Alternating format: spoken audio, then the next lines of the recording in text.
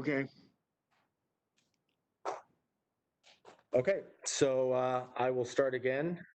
Please let me know if there's other audio difficulties, but I will continue. So the first recommendation is a very simple and straightforward one. It's simply an indication that staff will provide information that is either confidential or public information. That way you are fully aware what can be released and what can't be released. We'll also include information on whether there's any time sensitivity to releasing that information. And that's just that if we are considering releasing it as an official statement from the city or at a time certain, for whatever practical reason, sometimes we have instances in which we are rolling information out at one time, and we'll indicate that if that's the case. So that's the first information, the first recommendation. So I'll just open it up for comments or questions. I have a question. Yes. Versant. Councilmember Versant. Thank you. Roberto, does that include, like, when we have our conference calls? If I realize they're open, anyone can get on our conference calls, but if there's anything that you really don't want presented out unless it's citywide, will you let us know that too? Yes, and that is a good example. Staff then will be more conscientious of, since those meetings are public meetings, if it's not information that is not for the general public, we would simply not brief you in that forum.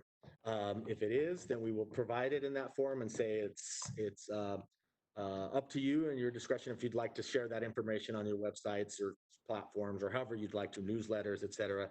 We'll make that indication. But yes, the COVID calls is one of the reasons why we're coming up with this, because we have given you a lot of information there and we haven't always been completely clear about what is confidential and what is not confidential. So we'll be more conscientious about that during those briefings. Thank you. Roberto, Mayor Mike Hoffman, this also applies obviously to fire and police department and their communications. Am I correct? Yeah, we will work with all the public safety. So police and fire will be the primary folks generating this information for you, whether that's in a text or briefing materials, or so anything coming to there, as well as emergency management, Matt Chapman's group as well, since we're getting a lot of information from them as it relates to COVID. So yes. Very well. Further questions? Comments? Mayor, this is Councilmember Hiltz. Councilmember Hiltz. Thank you. I also want to talk about whether or not we can, but figure out a system for what we're notified of and when, because for a long time, we've had some issues with what are we going to get notified on, seeing things in the press before we get it. Sometimes we get it before, sometimes we get it after, and having some type of consistency so that we as council can be prepared and know what to expect instead of having the ongoing frustrations that we've been having so far. So is that something we can talk about too? Sure. I think we did have, I think it is partly addressed, but maybe not as directly as you're asking in some of the other categories. So can I just put a placeholder for that and we can go through these, and if we haven't addressed it fully, we can come back to that. But yeah, we can definitely speak to that issue. That works. Thanks. Okay, that's just. Mayor. Councilmember Coombs. I'm also wondering if we can make sure that it's very clear when staff are sharing information to council members, for example, from other council members.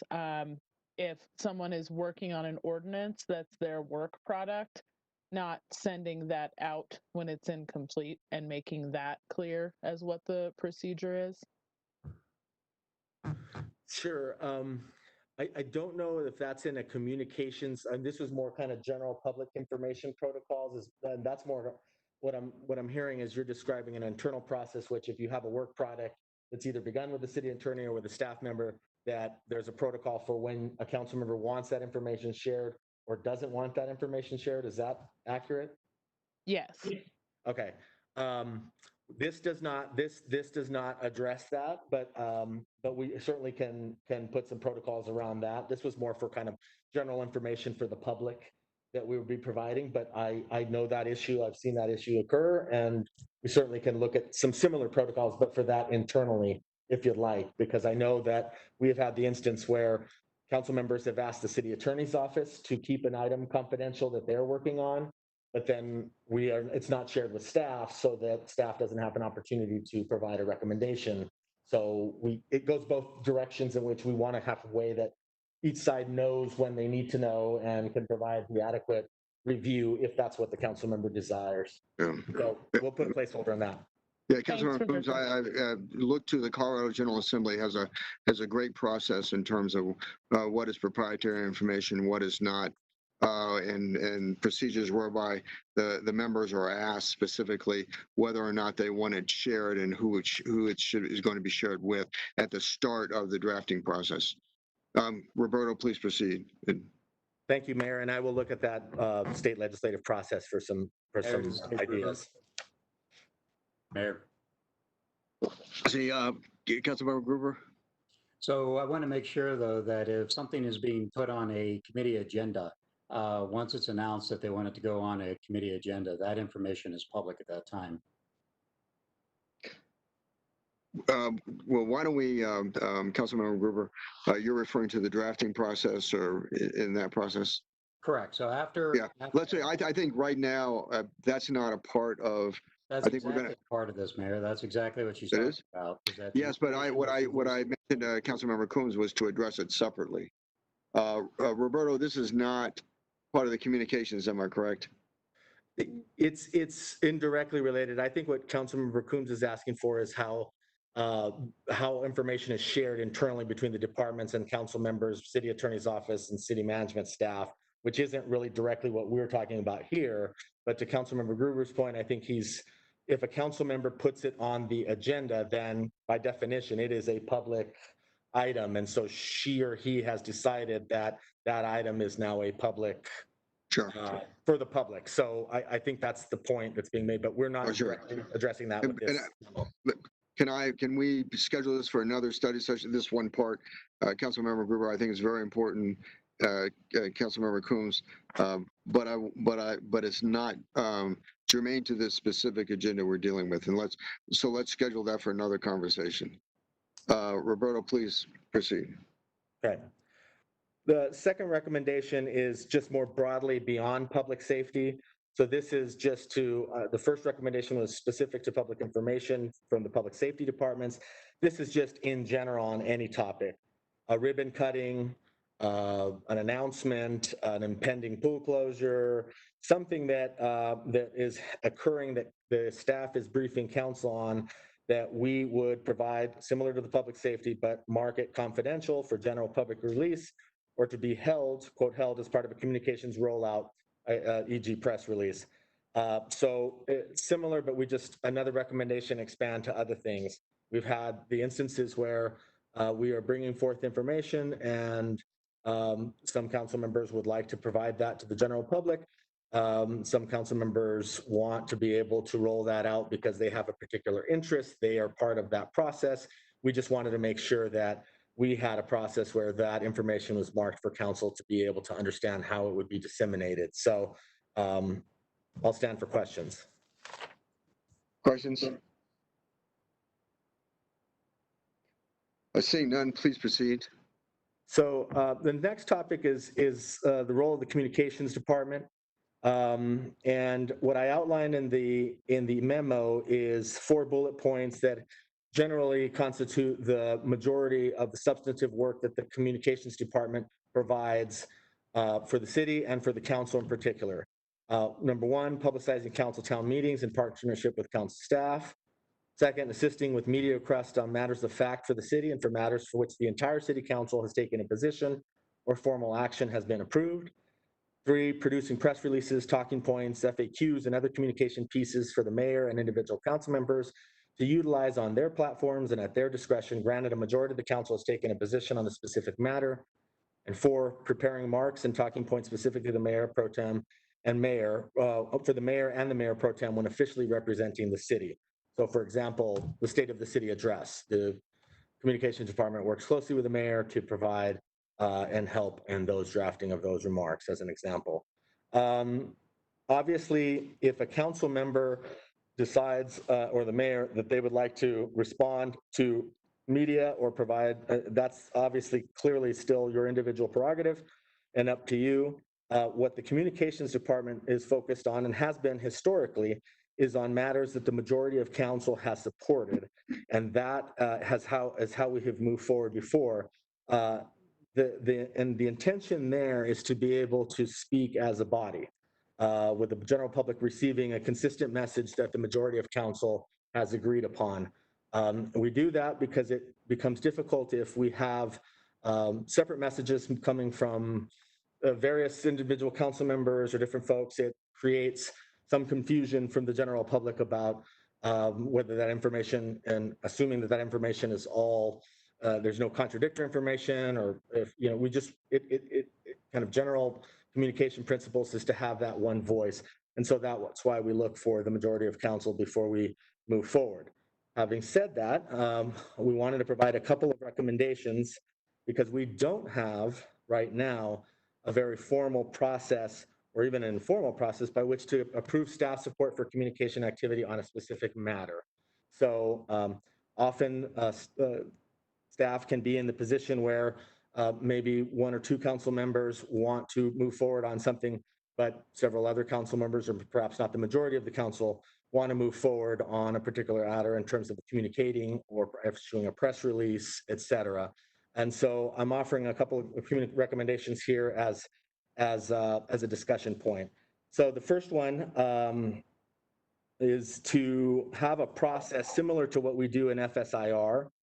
FSIR, by council rule, has an ability to move forward on a legislative position with the consent of the committee. So they have that ability since there's a kind of fast pace with legislative positions. And so we often, of course, brief the council on those positions, but FSIR by council rule has that ability to do that. So similarly, what we would recommend, or an option, is to essentially have the mayor pro tem, and the chair of public safety, in an instance which there was a public safety matter, would be able to make that determination on whether we would issue a press release or make it an item for council, citywide interest, and consequently engage the communications department in supporting that effort. More routine matters regarding city departments, services, and programs will be handled by the communications department in the normal course of business. This would be for kind of larger issues, more substantive, newsworthy issues in which we would want the full council to weigh in. So this would be a process by which the communications department and staff would reach out. So if it was a pool closure or an outbreak, and let's say an outbreak at the reservoir, well, we'd work with the chair of the water department and the mayor pro tem to figure out whether and how we would issue a press release and a statement. If it was a public safety matter with regards to a protest, we would work with the chair of the public safety department, the mayor and the mayor pro tem, to determine how that statement would be released. So with that, I'm going to do the second little bullet there, just because it's both options are related. If that's not an option that is open to the council, we would simply just have a council to an email to the entire council, and the staff would simply wait for 6 council members to agree to move forward, and then they would move forward. But that, again, would require the full council instead of the 3 members. And of course, given time sensitivities, media sensitivities, we often are up against literally within the hour, within the half hour to respond. So that option would require council members to be available. And we will send an email, but we will also probably follow up by text and phone call as well. But if it's the 2 options, committee of 3 to make a decision, or going out to the entire council to get some approval and direction for the communications department. So with that, I'll send for questions. Mayor? Mayor Pro Tem Johnson. Thank you. I actually prefer the second option, not having just that decision making with Mayor Pro Tem, Chair of the committee, and the mayor. I know that there is sensitive turnaround time. I was actually going to suggest until Roberto said so, if we could do text, because we're not always on our email, and to make sure, I would say whether they agree or not, that the chairperson of that subject has an opportunity to weigh in. I know the consequence might not be as real time, but I just think as a governing body and a council that should be broader. So that's my 2 cents. This is Mayor Mike Hoffman. One difference that I have is that if in fact I put something out on my social media pages and I'm contacted by the press, not through the communications office, and I respond, I mean, that's my decision as an individual elected member. I think the question is, is staff writing something for me in terms of content? And I think that there should be a sense of the council for that. However, I am concerned about the turnaround time for that. And my suggestion would be that you give that authority to the communications department to make that decision as to, based on whatever criteria, what is the position of the city and what is not the position of the city. And if it's not the position of the city, then there is no communication support. And if it is, then they make that determination. But there's no way that you could respond in the time-sensitive way on some of the issues if in fact there has to be a de facto vote beforehand. Mayor. Councilmember Gardner.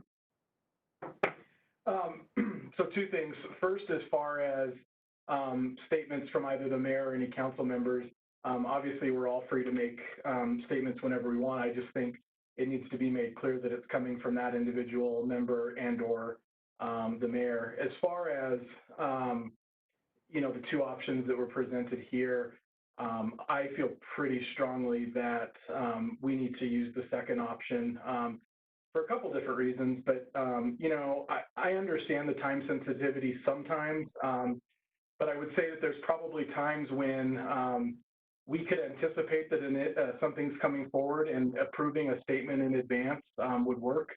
Not very often do we have 30 minutes to issue a press release and that's our only option.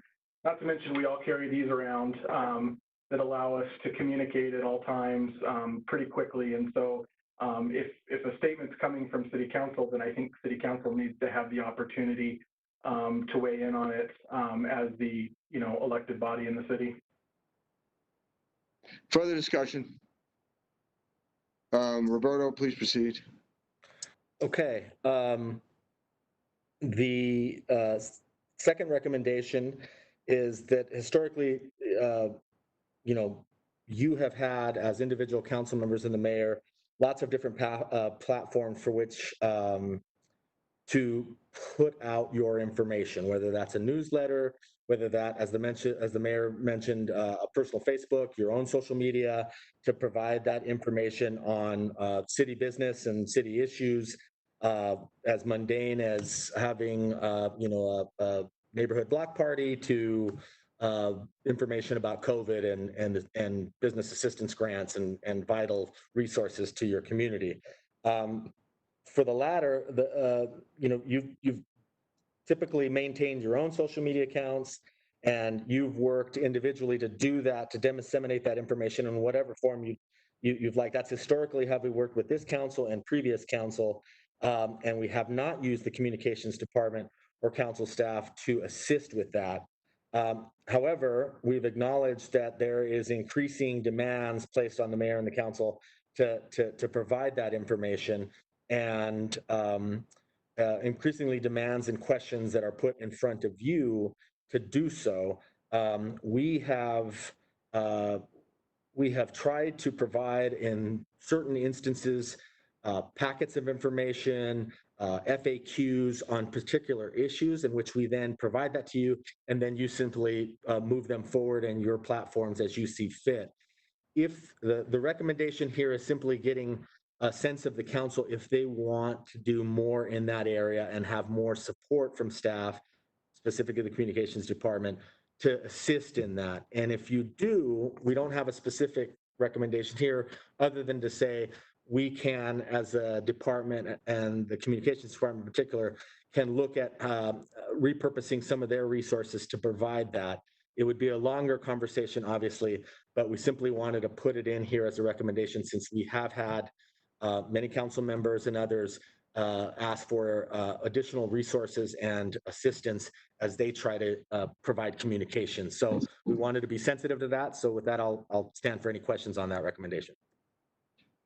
Yeah, this is Mayor Mike Coffin. You know, I think the problem goes just a little bit deeper than that. And what I'm trying to do is to get maybe right now, I think as an example, Councilmember Lawson to work with her to develop an ordinance on a particular issue. And I think and what I want to do is that I think that every program, every policy ought to have a basis, had to have statutory authority, a basis in law, and those should be done by council members in the form of ordinances, sometimes resolutions. And there is a press and there is probably the most important press opportunity a member of what really is a legislative branch can do. And I just think that, and that goes beyond social media. I think there needs to be assistance from the press office in terms of you know, helping write press releases, helping write opinion pieces, helping write press advisories. That's where I think the assistance is necessary. I think certainly those can be pushed out in social media, but I think some assistance in directly pushing out information to the media itself. Mayor? As a Mayor Pro Tem Johnson. Yes, I just wanted to ask staff, based on our feedback, some of our ideas, what if there is and I don't know if there is, I mean, am asking like a fiscal note to it or any extra staffing. You know, maybe we can do it with our current situation, but just I want to bring that up. There will be, I think, you know, COVID has created a lot of challenges, but it also has created a lot of opportunities to decide how we look at departments across the board. Communications is not is included in that analysis, and I think we've already begun looking at, given where we're at, to really look at how we use the existing resources that we have to better address a myriad of issues, not just these, but specifically media and media support and that volume. Without having done that full analysis, I would say there would be a fiscal note. I don't think it would be, I just want to, I'll be cautious and say that there probably will be, but I do think that we can get creative about how we repurpose some of our existing staff and existing resources to address that. So I think it will not be without some cost, but I think the cost can be a reasonable one, and one that we can have a full conversation about if there is the will of the council to look at. So sorry, that's not we don't have the numbers, but I think we've begun that conversation. And I think with the repurposing what we have, some vacancies and some other things that we've been looking at, we could provide a reasonable option for the council to consider. Mayor, Councilmember Gardner. Yeah, I have a concern with the road we're going down, because it sounds like we're taking communications, which is a non-political entity to communicate things going on in the city to the public, and we're going down the road of basically creating press secretaries, which will create a highly political environment. And, you know, we have city employees that are going down or being furloughed. We have significant budget cuts across the city, and we're talking about, you know, spending city dollars to write press releases and social media posts for council members, when frankly, you know, I write all my own press releases, I write all my own articles, I write all my own social media posts, and I think that that's what we should have to do as part of this job. And I would be really opposed to politicizing city staff in that way, using them to write opinion pieces, press releases, and other items that have a clear political purpose. Further discussion? Mayor. Councilmember Gruber. Dave Gruber, I want to second that. I think that, we have ordinances, we have resolutions that are coming up. Many times they come up for vote and there's severe disagreement during the vote. I think having the support of the press, our press office or our public affairs office while this is going on would be a mistake. I think that once a ordinance, once a resolution is ready, once that resolution comes to the floor, once the council votes on it, either votes it up or votes it down, that's all under the authority of the sponsor of that ordinance. After council approves it, after it gets 6 votes, then by all means, then it becomes city policy and public affairs should be involved in that point. So again, I don't agree with having it during the drafting and before a vote of 6 at a formal council meeting. Further discussion? Mayor, Councilmember Coombs. I just want to agree that while we are in that process, anything that would be perceived as a partisan political statement should not be something that the staff of the city are putting out. People should be responsible for our own communications. Further discussion? Mayor, this is Councilmember Hiltz. Councilmember Hiltz.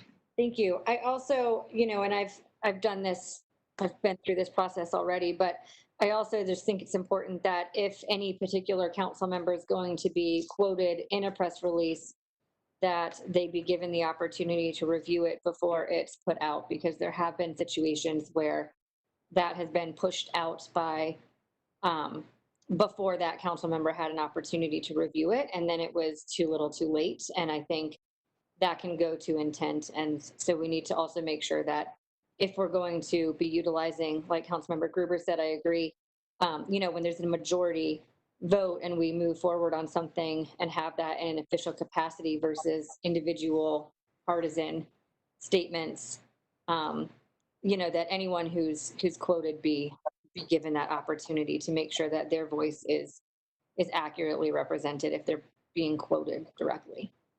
Further discussion? Persons? Councilmember Burzins from Ward 3. Thank you. Yeah, I would just like to defend staff. I mean, I have been working with them for almost 11 years, and I have never known them to do anything political. And so I just want to defend whatever has been said. They're always very professional, and I've never seen them do anything out of character. And I just want that to be known.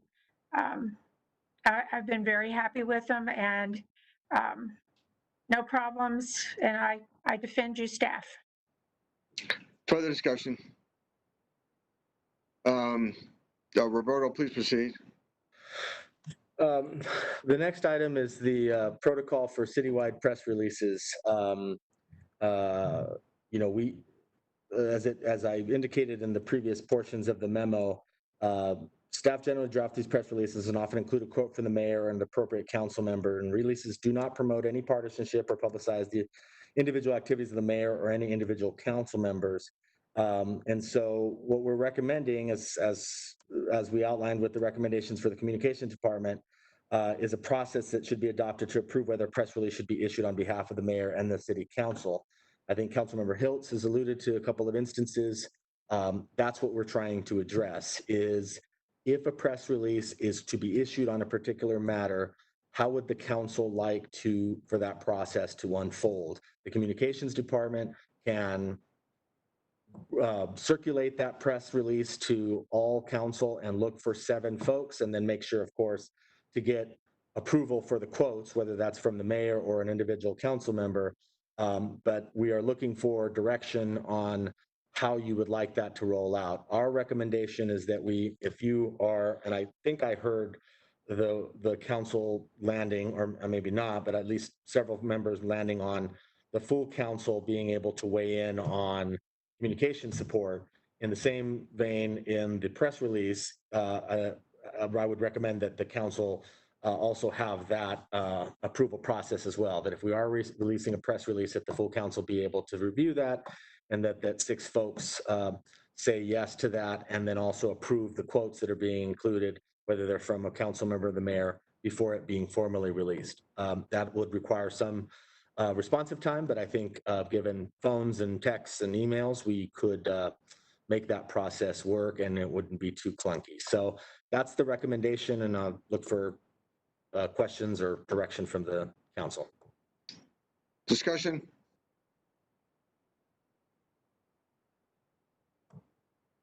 I think this is Mayor Coffin. I think again, I think when it does go out, there needs to be, and it's time sensitive, there needs to be a time limit in which members have an opportunity to respond.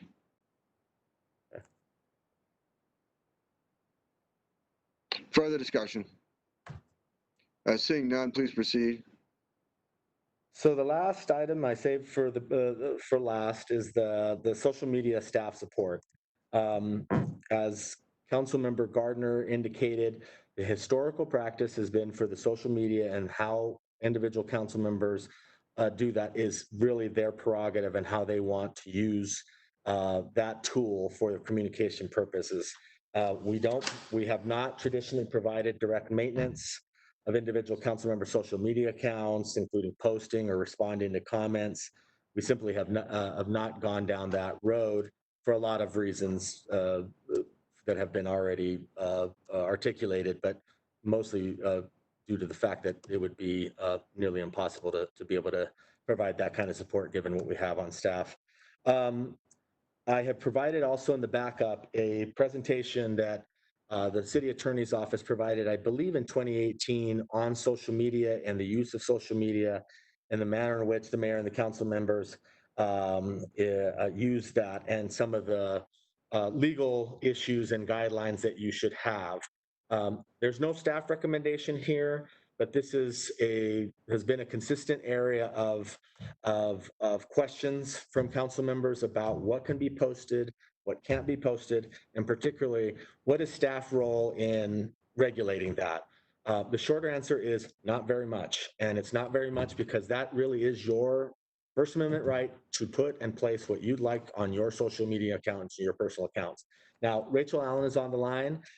She can answer any questions about some of the legal issues, but I think the bottom line is, and I just included it in here because we have been getting several questions about social media and what can be posted, and it simply is not an area that that we can legislate around. I mean, I think there's certain things that we can do, but ultimately, as a council member or the mayor, how you place that information on your social media is really up to you. So I just wanted to bring that up so that we could have a conversation about it. And then, of course, if you have questions for Rachel, we certainly can also bring this back, because Rachel provided that presentation in 2018 to talk about some of the issues around a personal or / campaign website versus your personal platform that provides city business and all those legal issues.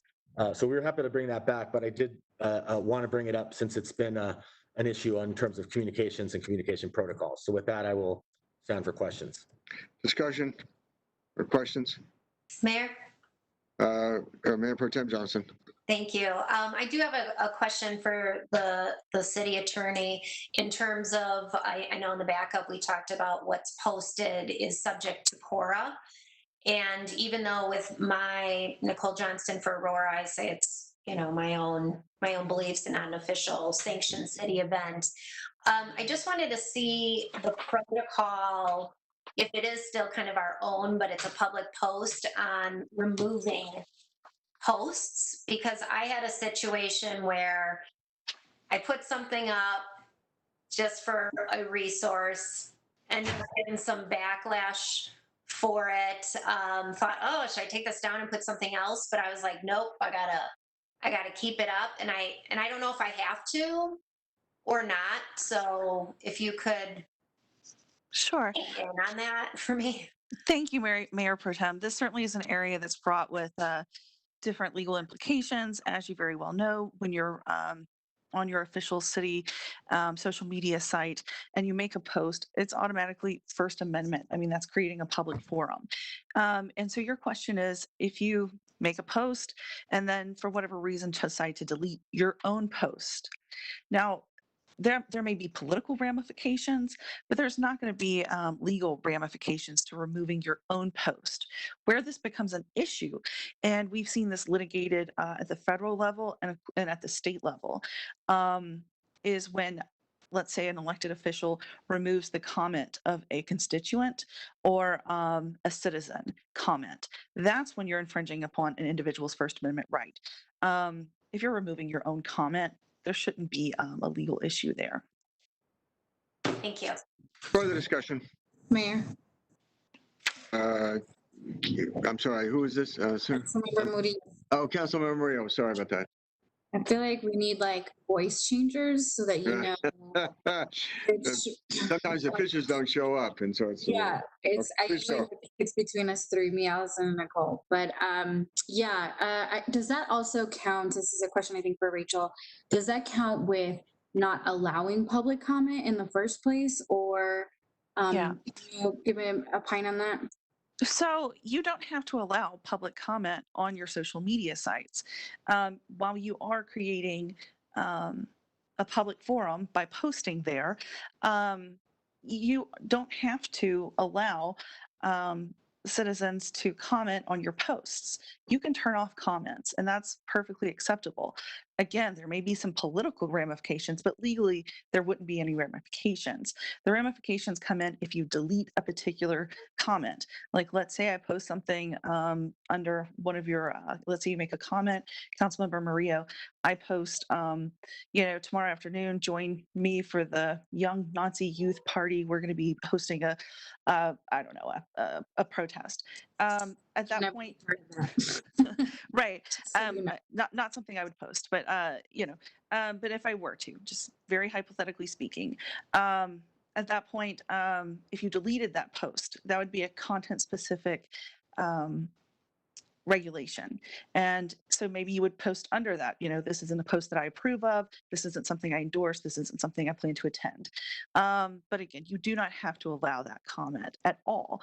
But again, it's sort of all or nothing in terms of comments. If you're deleting your own personal comment, shouldn't pose a problem legally unless you have there's other comments beneath that, and if you delete your own post, you delete sort of the underlying comments. That's when there may be a problem. But if you have your own post with no comments underneath it that you choose to delete, shouldn't be a problem legally. Further questions, discussion? Mayor, Councilmember Lawson. Rachel, I have a question. So on your public pages, if people are writing you in your inboxes and, whatever kind of messages they're writing, do you leave those or can you? Like a private message or a direct message? Yeah, they send it through it's not really on the post, but they might send you like an individual message, like on the social media pages, like they have messages to you directly. Is that something that you just leave because it's pertaining or? That's a great question. And if I don't respond, sometimes I don't respond because some of them are pretty derogatory, but if Sure. I just leave them in the post, in the mailbox. I don't think that this is an issue that's been litigated. When I talk about the public forum, I'm really talking about public comments on your social media site.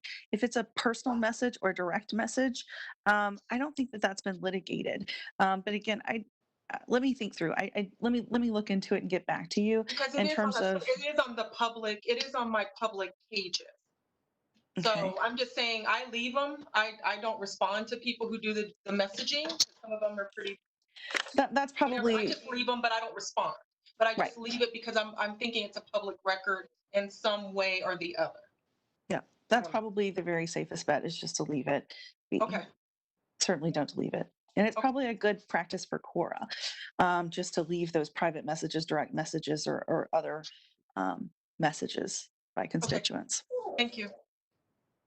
Further questions, discussion? Yes, Mayor. Councilmember Murillo. That was Marcano and then Coombs. Oh, I'm sorry. Councilmember Coombs. Marcano. Go, Councilmember Marcano. Ouch. Okay. Thank you. I do have a question around topic. So let's say someone makes a post talking about an upcoming animal ordinance, but there's a lot of commentary that is instead talking about bicycle paths. Are you able to keep the topic relevant there and just direct folks to like using Facebook as an example, your wall, which is like public invited, and use that space as like public invited to be heard about anything basically? Or does that still run afoul of something? I think if you don't mind, let me look into it, and I also want to better understand the hypothetical. But effectively, if you've posted on topic A, the comment beneath it is on topic B, unrelated. Is that what you're asking about? Yeah, and can we just direct folks to a general area or to a post on topic B? Certainly, you can redirect folks. I think when you delete the post, that's when that's when potentially you would be infringing upon that individual's First Amendment right. But certainly, if you redirect them or say, additional resources are available here, or if you would please, provide this comment over here. Yeah, you can regulate the time, place, and manner of the comments. You can't regulate the content of the comments. Does that make sense? Sure. Okay. But again, I think it's just very, very dependent on how clear it is, because we're dealing with sort of a designated or limited public forum. The traditional public forum is like the Great Lawn, right? Sort of very much your kind of quintessential First Amendment. With social media, what are the rules that you've implemented? What have you made clear in terms of how you're using it? And how consistent are you in the application of those? Would be things I think that would be applicable to your particular scenario that you've described. All right, thank you. Councilmember Coombs. So maybe related to that, if someone goes onto a post and posts like 17 gifs of cats, do you just have to like leave the 17 gifs of cats, or like just the spam, essentially kind of a spamming approach? Sure. And I think I'm just gonna, essentially it's the same question that Councilmember Marcano asked, right? If someone posts something that's completely unrelated, regardless of how much time, effort, and sort of they put into that comment, right? Let's say it's just spam, it's a cut and paste, it's a GIF over and over again. Still, I would be very wary of just outright deleting. It really depends on how you've set up your limited public forum, how clear you've been about sort of the rules for posting on your page, and then how consistent you've been in implementing those. But again, you'll want to put a lot of thought and deliberation into before you delete any posts. That's really a very sensitive area. And again, I'm happy to share with you the cases at both the federal and the state level. Okay. And then follow up, presumably threats are not required to be left up. No, and I'll defer I'll defer to someone from APD, but those threats have to be very specific in order to really be actionable. But certainly, if there's a legitimate actual threat, that's something that, again, I just it's very unclear. It hasn't been litigated yet. Let me put it that way. Okay. But that's something that I think is certainly a defensible action to take down a legitimate direct threat. Okay. Further discussion, questions? Seeing none, thank you very much. Roberto? I have a question. Oh, I'm sorry. Councilmember Berzins? Thank you. I don't use my Facebook very much anymore, but don't they sometimes hide posts where they say they're not as relevant, so they just kind of bury them? Yeah, kind of hiding, muting posts, automatically deleting posts with profanity, are all some different things that some social media platforms do. Those are definitely things that you're going to want to check the settings of your account and be very upfront about that which is deleted, muted,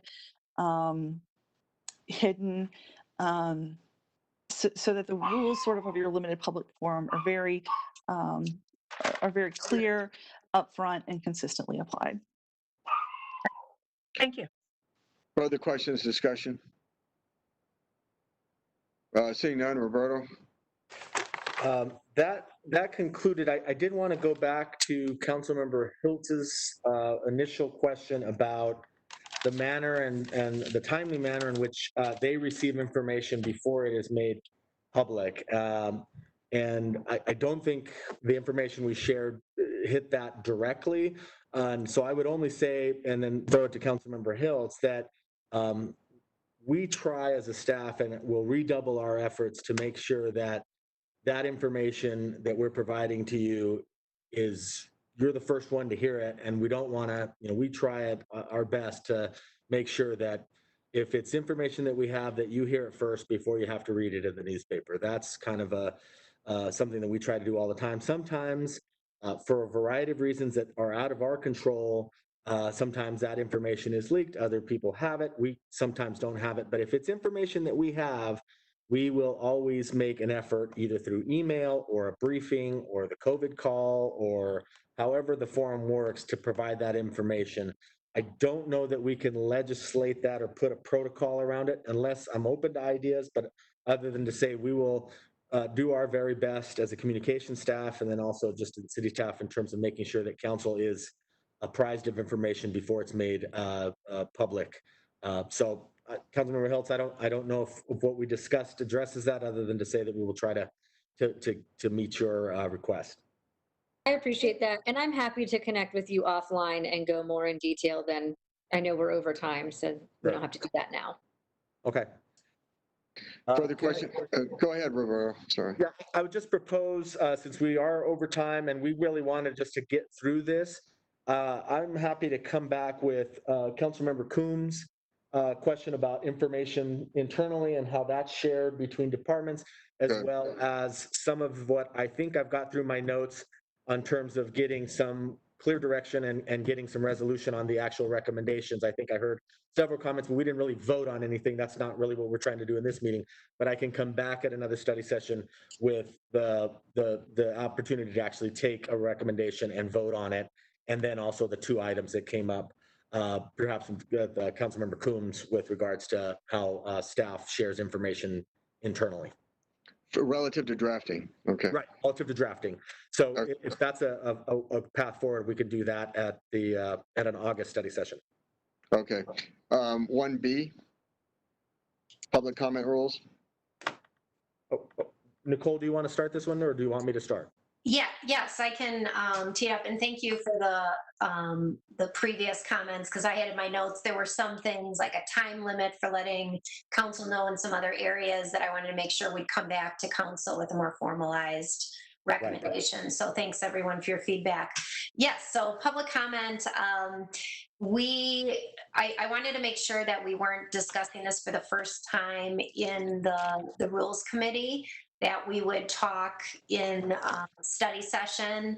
I had a little miscommunication with staff. I know there was no backup. Ideally, it's good to refer to something, but I think staff is going to present some options on public invited to be heard during our city council meeting. So again, the reason I brought this up was just so we could talk about it on TV, have all of council weigh in, and then we're going to have to talk about where we go from here after staff presents some options.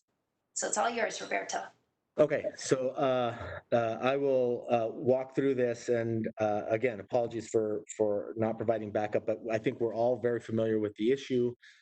We have a couple of things that we wanted to discuss in particular as regards to, now that we are virtual. What we've encountered obviously is a public comment in which folks have provided email comments, and we've treated that as a public comment and read all of those comments, which has obviously, as you well know, created extended periods where we have to read through that. So the intention here is to provide a couple of options to provide some guidelines around public comment in this new environment that we're in, where we're virtual, and we will probably be virtual for at least the foreseeable future. With that, the first item that we had discussed as a staff and have been working on, and I think we have found a solution, we have been trying to find a telephone technology, a telephone town hall technology that allows for folks to call in real time as if they were in front of you in the dais, but they are on the phone. They call in, they essentially put in a queue. We have a phone bank that's staffed. The service essentially, the person calls in, we would have a defined period prior to your formal council agendas. That individual would call in. They would provide whatever information that you would like them to provide, whether that's name, where they reside. You can determine however you want, whatever information you receive from them. They're placed in a queue. And then when the meeting is a call to order at 7:30, the mayor or the clerk would simply have that queue on an interface on his computer or her computer, and they would be able to essentially call out that name. That person would be queued into your meeting, excuse me, and would be able to give their 3 minutes of comment. Excuse me, I had to get a drink of water. They would essentially have a time limitation. They would be able to be stopped at 3 minutes, and we would move to the next speaker. It would essentially be as close to public invited without having to be here, because they would be calling at that time live to participate in the meeting. A meeting number would be provided in advance of the meeting in which they would be calling. We would have a defined period of time prior to the meeting, say 6:30 to 7:30, for example, in which folks could make that call, and they would be queued in to the meeting. So you would not have any difference in terms of how you access the meeting. The telephone town hall technology would be integrated with WebEx and how you're interfacing. So you could interact also with that speaker if the council member or the mayor decided they wanted to do that. That's still a possibility, but essentially would be as if they were sitting and speaking in front of you, in front of the dais. They would have 3 minutes, and the mayor can gavel them closed at 3 minutes and move to the next speaker in the queue. So the reason why I'm bringing this up is I think we were looking for a way to address when council was receiving, or the staff was receiving, 200, 300, 400 emails, and considering that public comment, because we're in this virtual environment and we don't really have this we haven't had this telephone town hall technology as an option. So the idea would be that we would set a time the week prior to the meeting, say deadline of Thursday, close of business, for any public comment that would be provided in written form would be provided by the clerk in the backup. For if it was on an agenda item, it would be included and attached to the agenda item, or if it was just public comment, it would be included in a tab for the public comment in written form. So that was one option for folks to continue to do, that we would be part of the public record and we would provide all that public comment and make sure that individuals know that, but that it would be part of the public record and not read as part of public comment. If they didn't want to use that, or they could use that and they could call in to the telephone town hall technology and be able to speak in real time in their voice in 3 minutes during that public comment period, as you've had in the normal meetings before the pandemic. So the recommendation was to offer those two options as well. The third point of discussion was the time limits. We've done research on cities, and there's large variation. What we haven't found are any cities that have, and there may be one out there that we haven't seen. We didn't look at every city in the country, but we certainly took a sampling of a lot of cities across the board. There are no cities that we have seen that provide that have public emails or written communication considered as public comment and required to be read. Most of the cities that we've seen, or at least all the cities that have addressed this, that we see it on their websites, usually have it included in the backup as I've described to you before. They print it out, provide it in the backup, and give it to the council and the mayor as a public document for them to consider as part of their meeting agendas.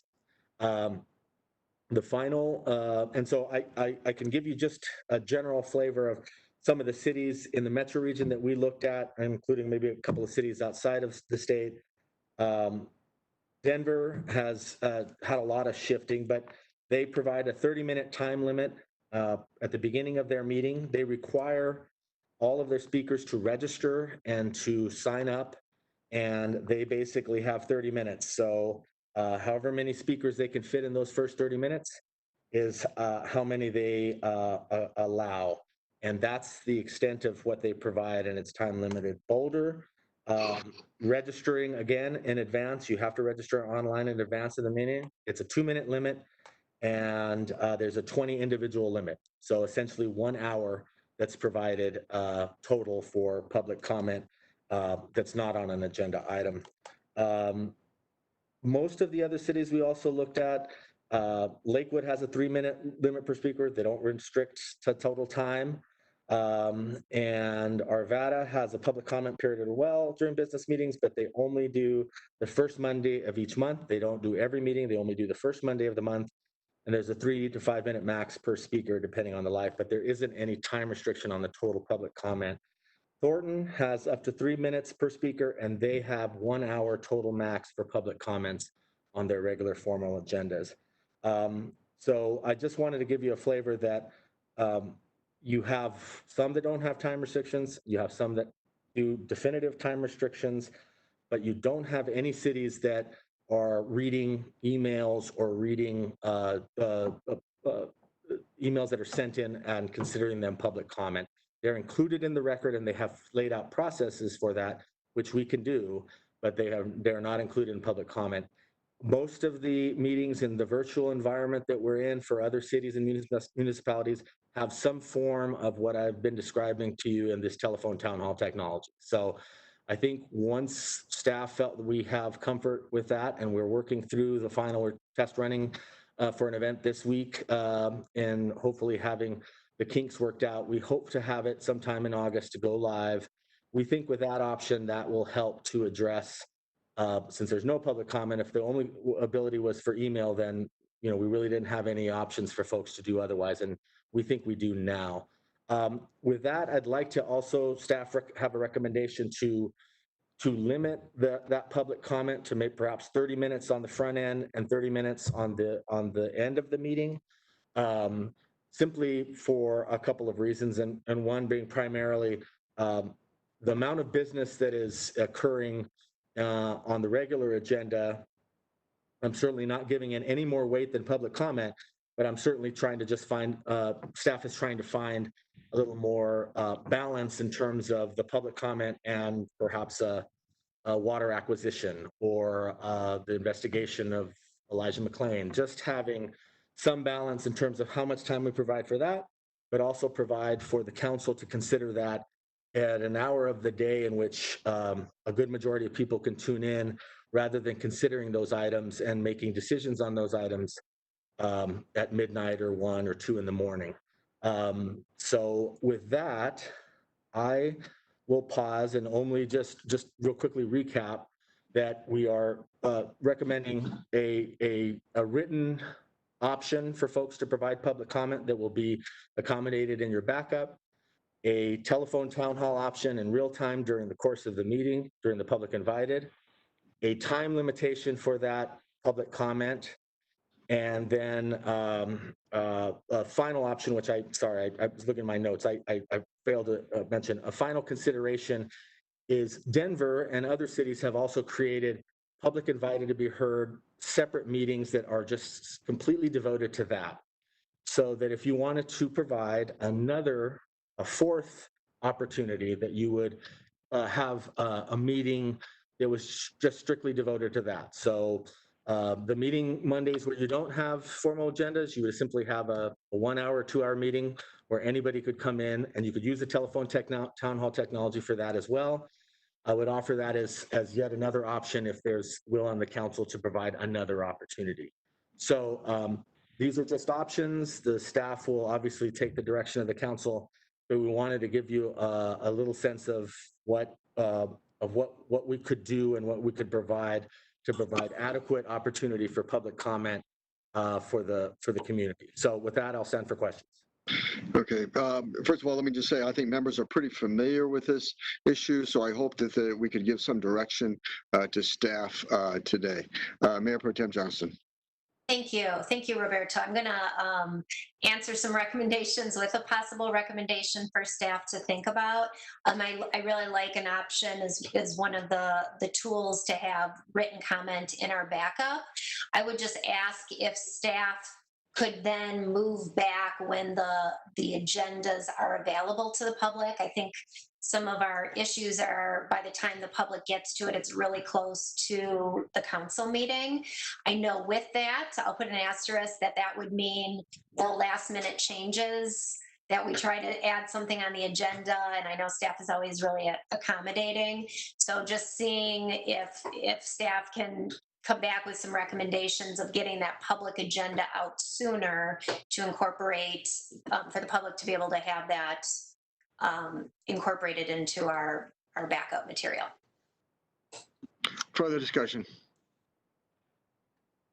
Mayor? Further questions, discussions? Mayor? Councilmember Coombs. So in recent meetings, we've also had folks commenting via voicemail that they've sent in ahead of time. Would that be something that we just would not have happening? Or would there similarly be a deadline on those types of comments? And Mayor Kaufman and Councilmember Coombs, this is Steve. I don't see that there's any reason we would need to get rid of that line. That number is available specific for the purpose. In fact, the voicemail cuts off after 3 minutes. It's super simple to play those recorded messages, so we can definitely have that as another option as well. And you know, to Mayor Pro Tem Johnston's point on publishing agendas, it's well taken. The other thing I would say is if we can establish a standard process, we can just have that out on our website at all times. So it's not predicated on us publishing an agenda. Those options to communicate prior to a council meeting could just be there. Obviously, specific to an agenda item, the agenda needs to be published in advance. But as far as general public comment, once we agree on what we want to do, we can make that just a standard thing on our website. Okay. Further discussion? Yes, Mayor. Councilmember McConnell. Thank you, sir. So I appreciate staff putting together these different options. I do just want to express that I get a lot of heartburn about limiting public invited to be heard. I get the concerns about making decisions, you know, at late hours, out of consideration for the public. For us, I think it's a slightly different story because, you know, this is really, by the time it makes it to the floor, it's effectively the third reading, since it's been already discussed in committee, then study session, and then that's basically the third time it's been heard, and then the fourth time cements the deal if it's a new ordinance. So I guess where I'm kind of leading is I love the dedicated public invited to be heard. Sorry, rather the telephone town hall line. I find the idea of dedicated public invited to be heard interesting. But I think kind of what lays at the crux of this is that we meet twice a month. So sometimes we have very busy agendas and a lot of input from the public. I would, you know, I think this has been discussed before, but I think that maybe if we actually just met weekly, the agendas would be shorter and public invited to be heard would also be shorter. Just throwing that out there. Thank you. Further discussion? Persons? Councilmember Berzins. Thank you. And we have discussed this, 2 years ago when I was Mayor Pro Tem, we discussed this. So this is not anything new. It's just, you know, I think we've gotten more people that want to speak. And I'm thinking, well, and Steve, correct me if I'm wrong, but a lot of them do not go for 3 minutes. A lot of them only go for a minute, minute and a half, 2 minutes. I'm thinking if we would limit it to 2 minutes, we could get more people to be able to speak rather than, you know, drag it out to 3. They could be more succinct and organized at the 2 minute mark. And also, I wanted to ask you, Roberto, do any of the cities, you say people sign up in some of the cities, are they limited to the city? As in Boulder would only hear from Boulder people, Aurora would only hear from Aurora people? Because we all know we get people from Denver, Fort Collins, Boulder, to whether they're going to call in or send an email. And we were elected to represent Aurora. So honestly, I would like to hear from Aurora and it's not from somebody from Fort Collins. So would that be a possibility? In what we've seen, no, there is no limitation on place of residence in terms of who gets to speak and who doesn't. It's simply a registration process and a first come first serve to register to be able to speak. However, one thing that is asked in a lot of the sites is for them to disclose the name and where they reside as part of the registration process or the intake process. And you can also do that in the telephone town hall. The intake call folks can do that so that the council can get a sense and make a judgment on their own. So for example, well, I know that that person is from Aurora, or I know that person is from Los Angeles. But they don't limit who's in there, but you can put a feature in that could require the person to disclose if they live in Aurora. It could be as simple as not even giving the address. Resident of Aurora or non-resident of Aurora. Right. Or you can ask them specifically where they reside. So you can do that, but we haven't encountered anybody with its limits who can speak. Okay. Yeah. I mean, we used to ask for their addresses and their addresses would be read. And obviously we got away from that for safety reasons, but I would like to know who is speaking, where they're from. You know, are they from Durango or are they Aurora residents? Because like I said, I represent Aurora residents, not Durango. Thank you. Okay. Further discussion.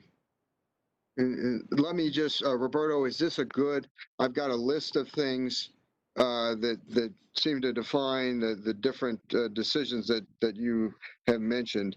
One is whether or not to do telephone town hall. Two is whether or not to put emails that are sent in, not to read them, but to put them in the packet to individual members. Three is to include recorded two or not to include recorded messages that are sent in earlier with the public invited to be heard, since they have the ability to call in. Four, limiting public invited to be heard to 30 minutes before, 30 minutes after the meeting. Five, whether or not there should be separate meetings for public invited to be heard. And six, actually, if we can address Marcia Berzin's issue of requiring an identification of resident or non-resident. Yeah, is that pretty accurate? The last one, I think we can easily just include that as a proposal to the council in terms of the questions that we want to ask them, and you guys can approve that. And then the one in terms of the voice mails, we can do that easy. That we don't really need a decision if we can include that as part of the public invited to be heard, no problem. So I would say the other ones are accurate in terms of where we need direction. I'm sorry. Okay, so okay. Well, is there any objection to going forward with the telephone town hall? Okay, seeing none, we'll go forward with the telephone town hall. Is there objection to including emails that are sent, not reading them, but putting them in the packet to individual members of council? Is there objection to that? Okay. Is there objection to including recorded messages? Am I stating this right, Roberto? Including recorded messages that are done prior to the meeting in the public invited to be heard. Is there objection to that? Is that okay?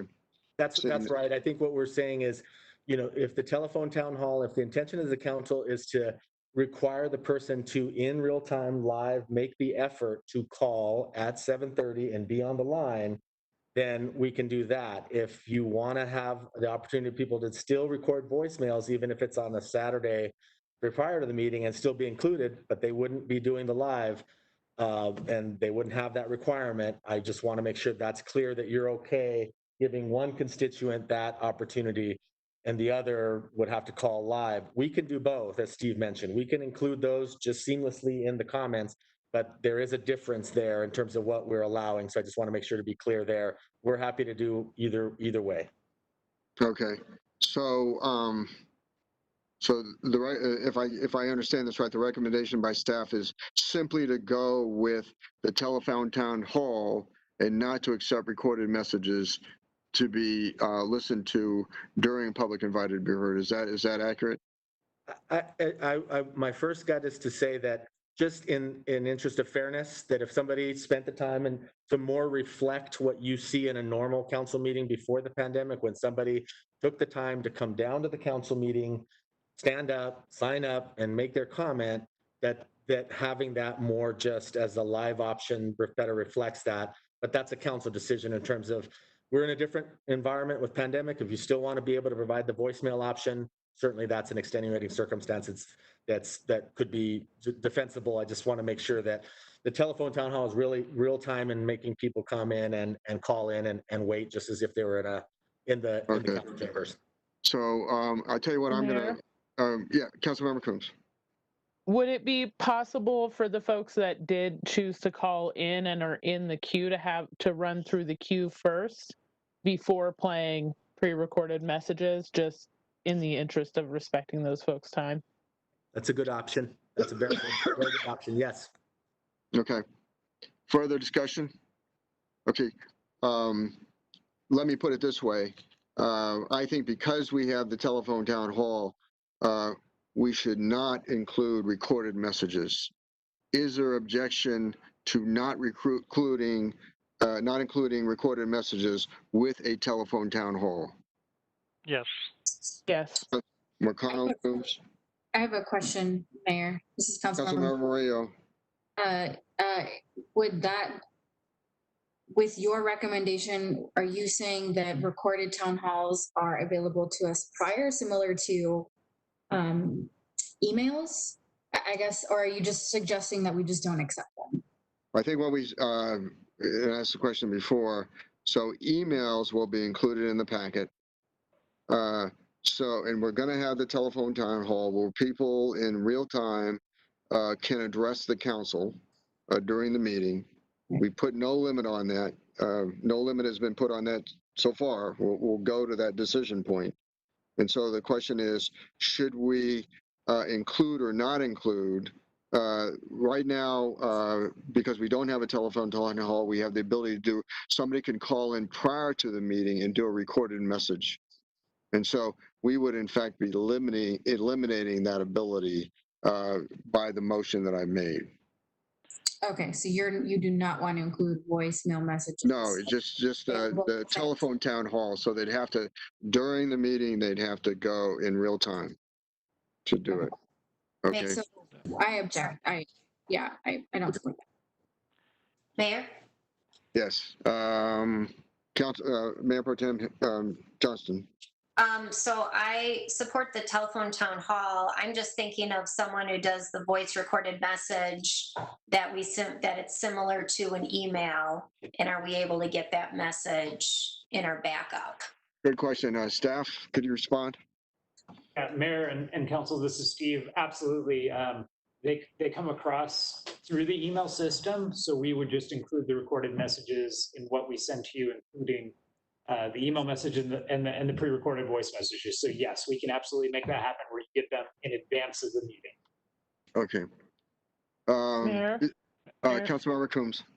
So the only concern that I would have about that is that when people are doing this, presumably it's because they want whatever that is to become part of the public record. And so with the printed out stuff being in the backup that's publicly available, that would be possible. But with the audio recordings, that doesn't seem like that's possible.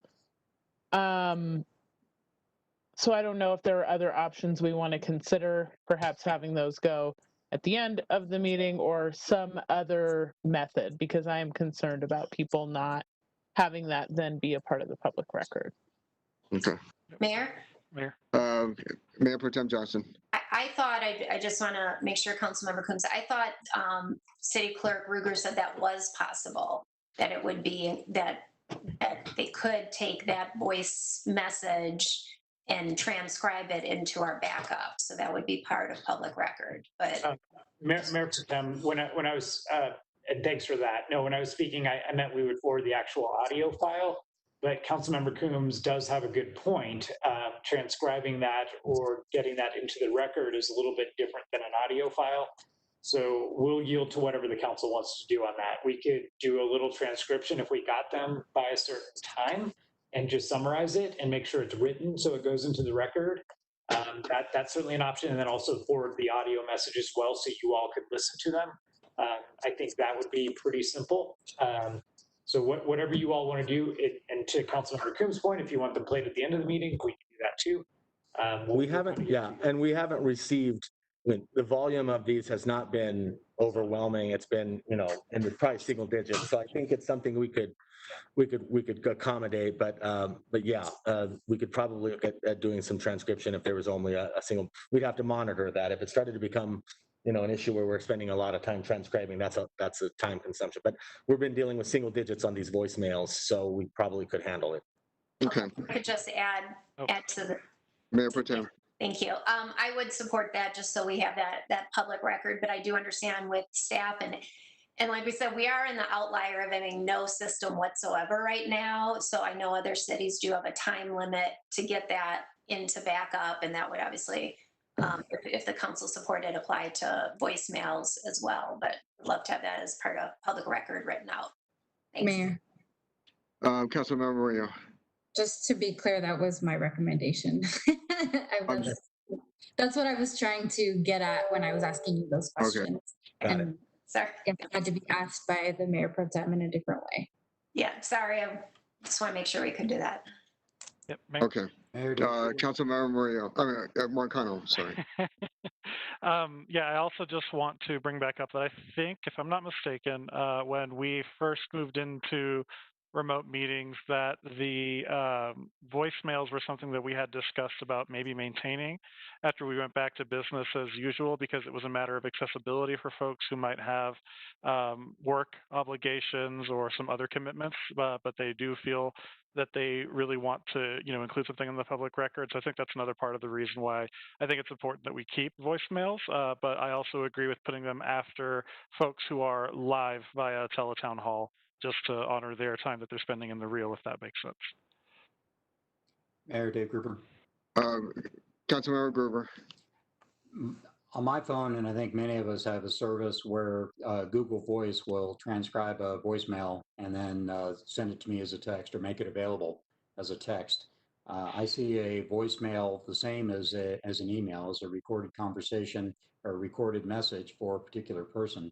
And I think that there are services out there. I know Google has one, like I said, but there are other ones out there as well that could take a voicemail and put it into a format that could be attached to our package and be fully read.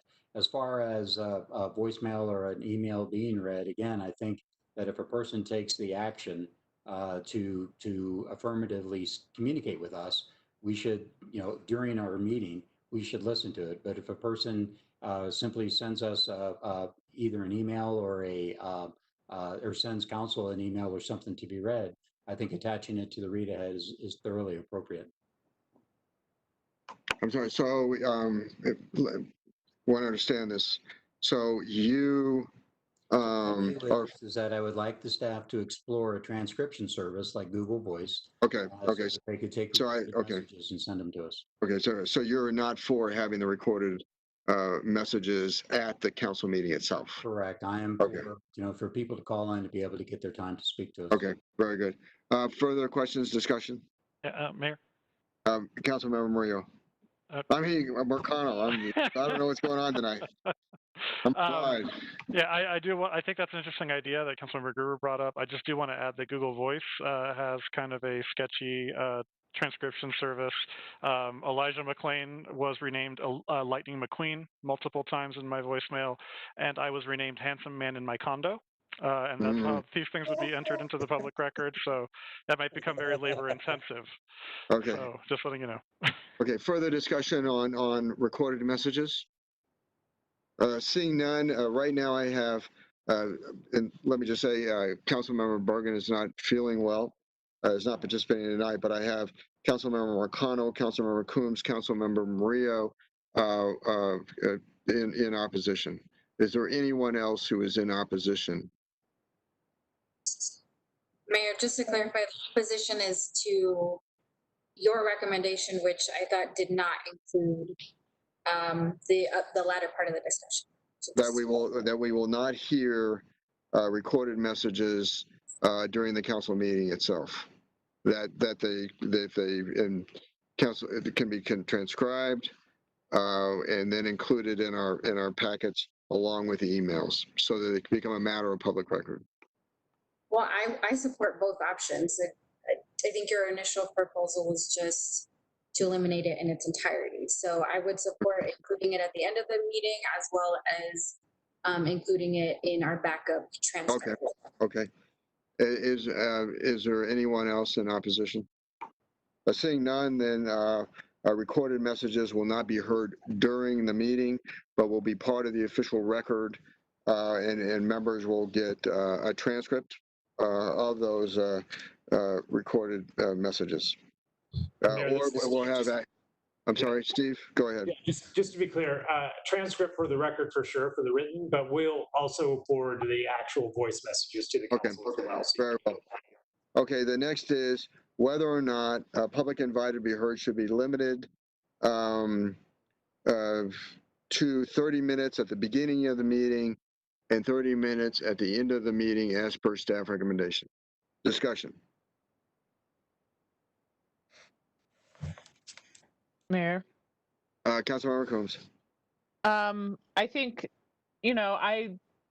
I want to make sure that we are hearing the business at a reasonable time, but I would recommend extending that initial period at the beginning to an hour, as well as the period at the end. And I think if we're going to do this, then we must have a separate public invited to be heard forum available, because we know that just on public invited to be heard, we do end up with more than 2 hours of comments at times, even in a regular council meeting. So you would do, okay, you would do 1 hour at the beginning, 1 hour at the end? Okay, let me, I tell you what, let me stay with this proposal first, because I think Councilmember Coombs also mentioned having a special meeting just for public invited to be heard. Am I correct in that, Councilmember Coombs? Yeah, I think I could only support any limitation at all if we also do the public forum. Okay, so let me just get a sense of the council as per the staff recommendation, which is 30 minutes before and 30 minutes after. Is there any objection? Mayor? Yes. Okay, Coombs, and then Mayor Pro Tem Johnston? Yes, I think we're in a lot of the position that we're in because there aren't, or at least the public doesn't feel like there's alternatives for discussing. So I'm suggesting 30 minutes before, getting through the business, an hour after, but also having that additional public invited to be heard. And it would be great if we could have public invited to be heard, but then some discussion either from staff feedback or council based on what we hear at that special meeting once a month, for some answers to be discussed. So I don't know if I should repeat, but I just said, but basically 30 minutes before. So you're going 30 minutes before and 1 hour after. Yeah, and a special meeting is. Okay, I tell you what, let me just get opposition to the staff recommendation, and then let's go into amendments to the staff recommendation. So let me ask this question then. Is there opposition to the staff recommendation of 30 minutes before, 30 minutes after? Yes. Councilmember Coombs, Mayor Pro Tem, where are you? Mine's based on the additional meeting. Okay, so you're opposed to the, okay. But if we does it, but I want the 30 minutes before, not an hour. Okay.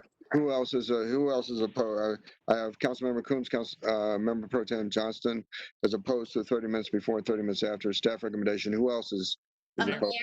Mayor, I'm just going to withdraw because I do want the 30 minutes before. I was just suggesting an hour after. So Okay. I do support the 30 minutes before. Okay, but you don't support the staff recommendation because it's 30 minutes before, 30 minutes after. Nicole, he was going to allow for amendments to that proposal. Yeah, then we'll discuss changes. Okay, yeah. But I just want to get a sense of the council on the staff recommendation first. Okay, so you're opposed to the staff recommendation, am I correct? Or maybe not. Okay, Councilmember Murillo. Opposed. It sounds like as is Mayor Pro Tem Johnson is also opposed, but that she'd like to offer an amendment. No, let me just get through this. Right. Right. And then we'll take Councilmember Murillo. I mean, Councilmember O'Connell. Yes. All right, let's just trade names, Crystal. Yeah, I am also opposed to the staff recommendation. Okay. Who else is in opposition to the staff recommendation? And then I'll accept some changes. I don't think it's enough time. I'll join in opposition. Is there anybody else in opposition? Mayor, could I ask a question? My computer just disconnected. What are we voting on? Whether or not to limit public invited to be heard till 30 minutes before the meeting, 30 minutes after the meeting. Does that also include the people that have called in or sent emails or all like that? No, it does not. This is only going to be through the telephone town hall. Okay, so is that going to be an extra 30 minutes? 30 minutes before, 30 minutes after.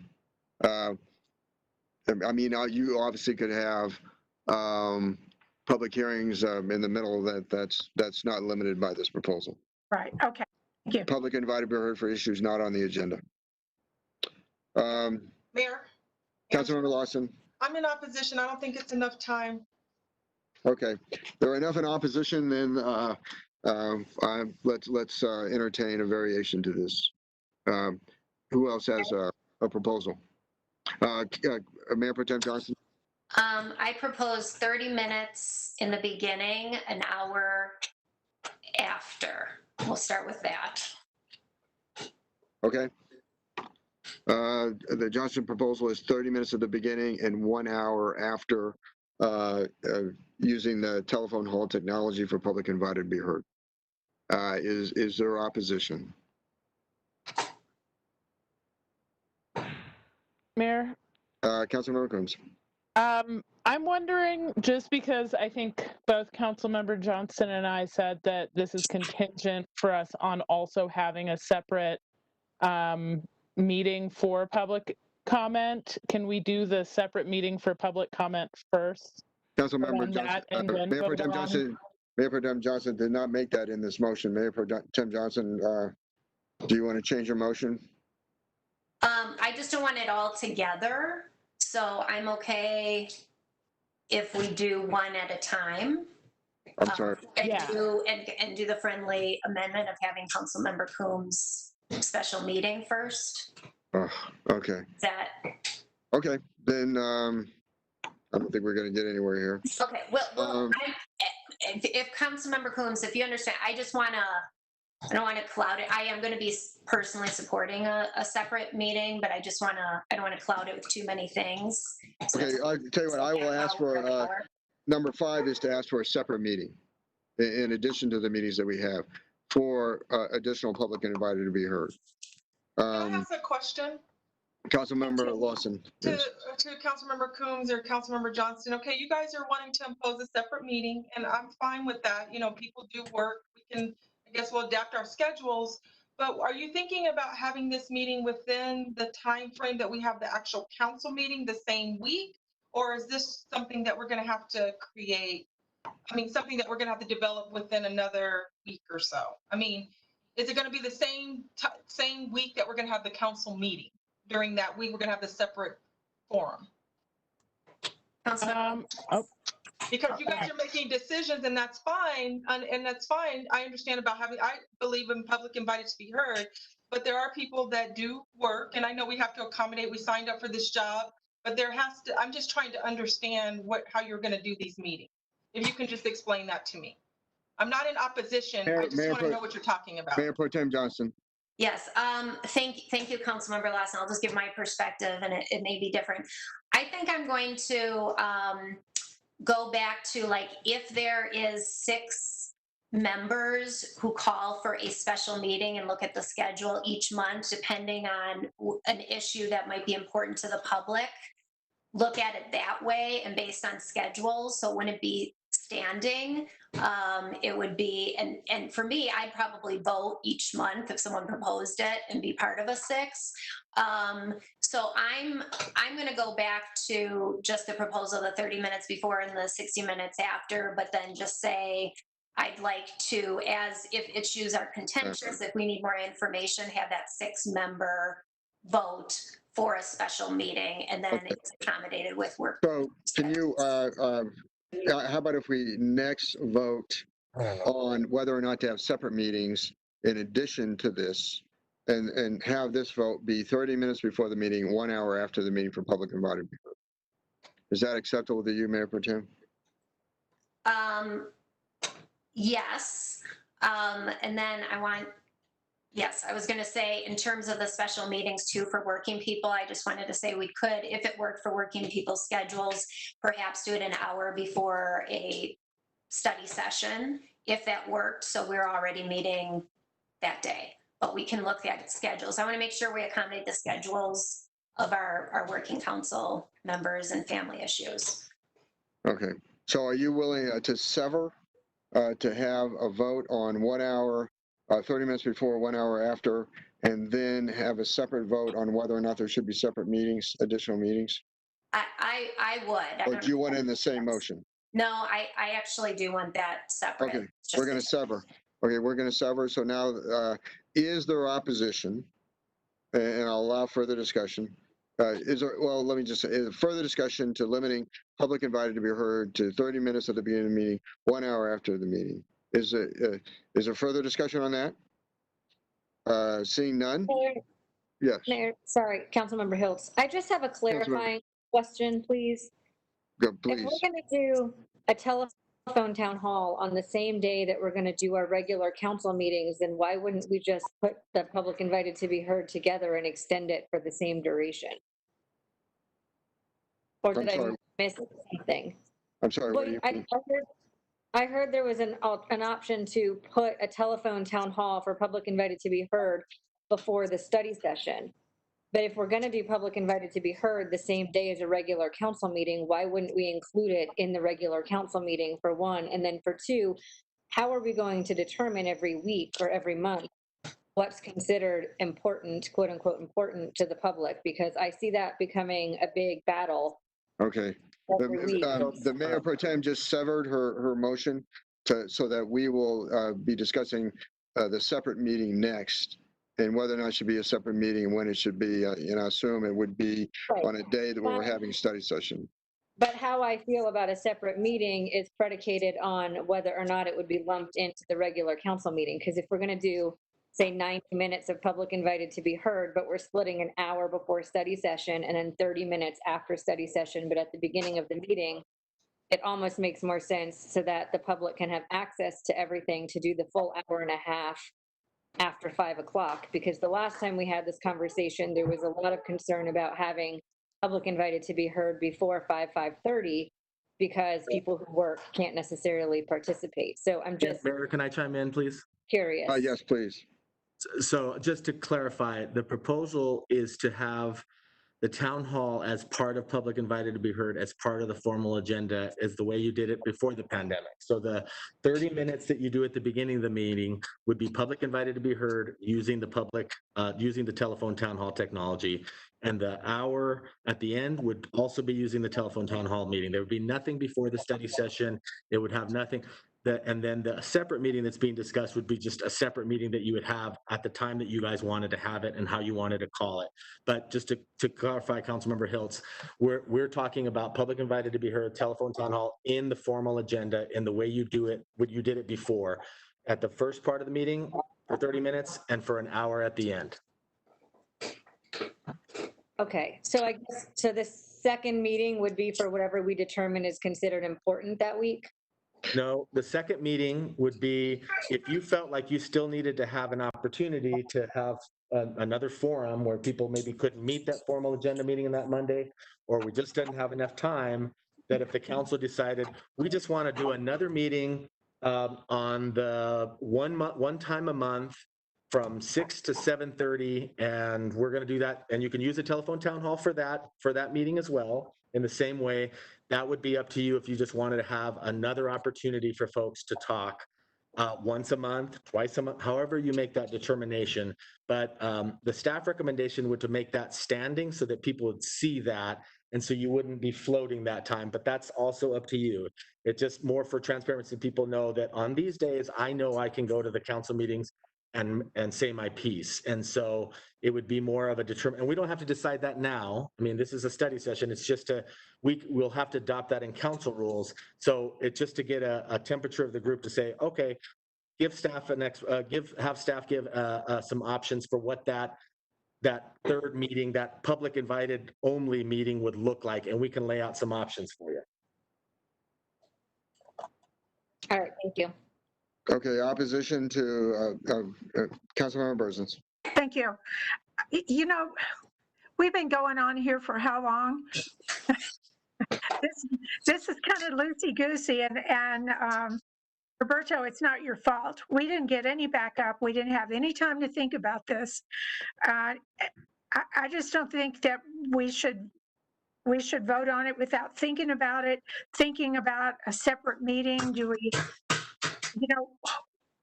before us, when are we going to call this next meeting?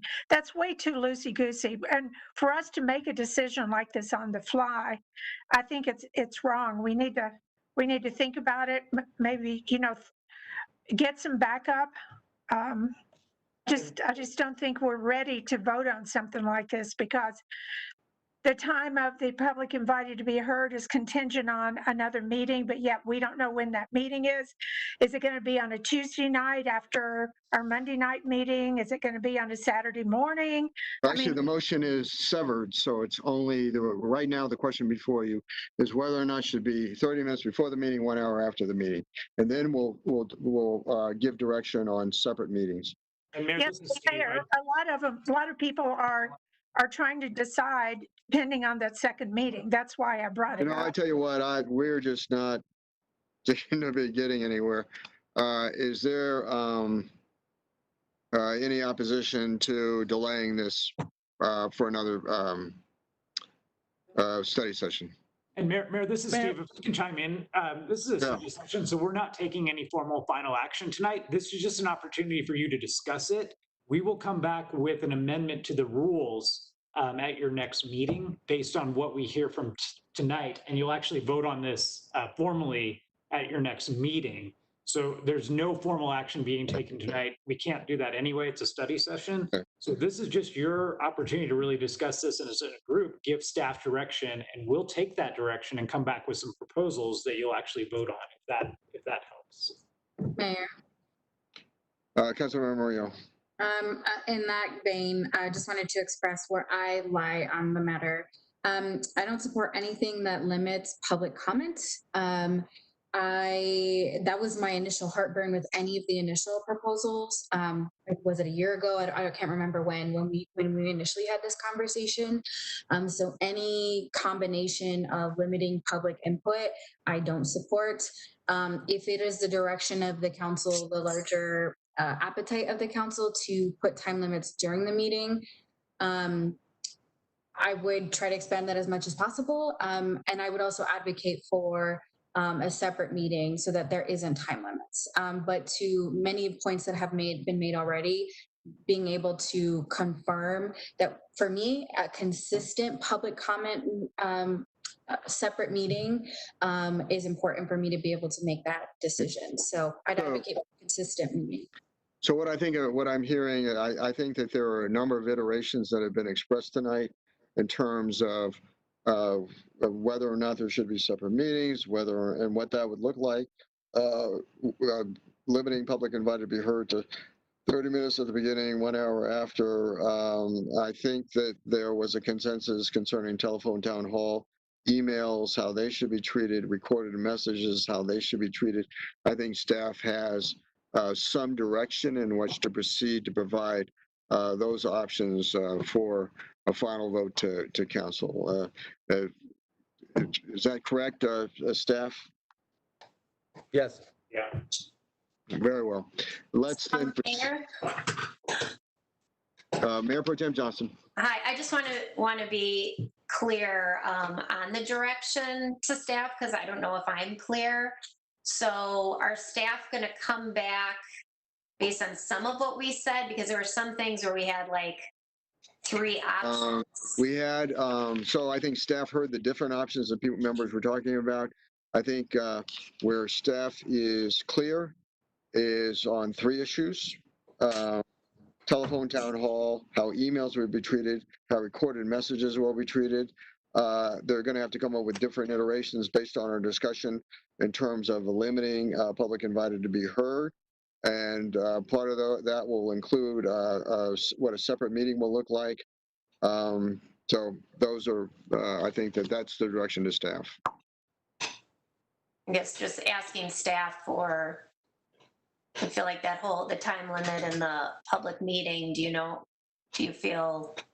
I don't think there's a consensus right now in this council as to what that would look like. So I think they're going to come up with different iterations based on our conversations. We will then vote on those. The further discussion? Seeing none, we will now move on to a presentation by the police department concerning the events of last Saturday night.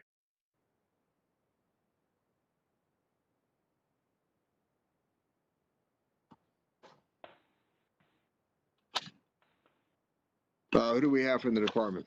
Well, Mayor, this is Jim, and I don't believe we'll have anybody from the department for this, but Jason should be on the line and able to give a summary, a recap.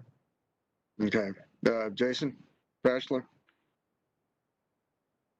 And Mayor, this is Steve. While we're waiting for Jason, we did have item C, which was I'm sorry. Rules to accommodate new parents. If we want to talk. Okay. Oh, I'm sorry about that. Mayor Pro Tem Johnson on the resolution. Thank you.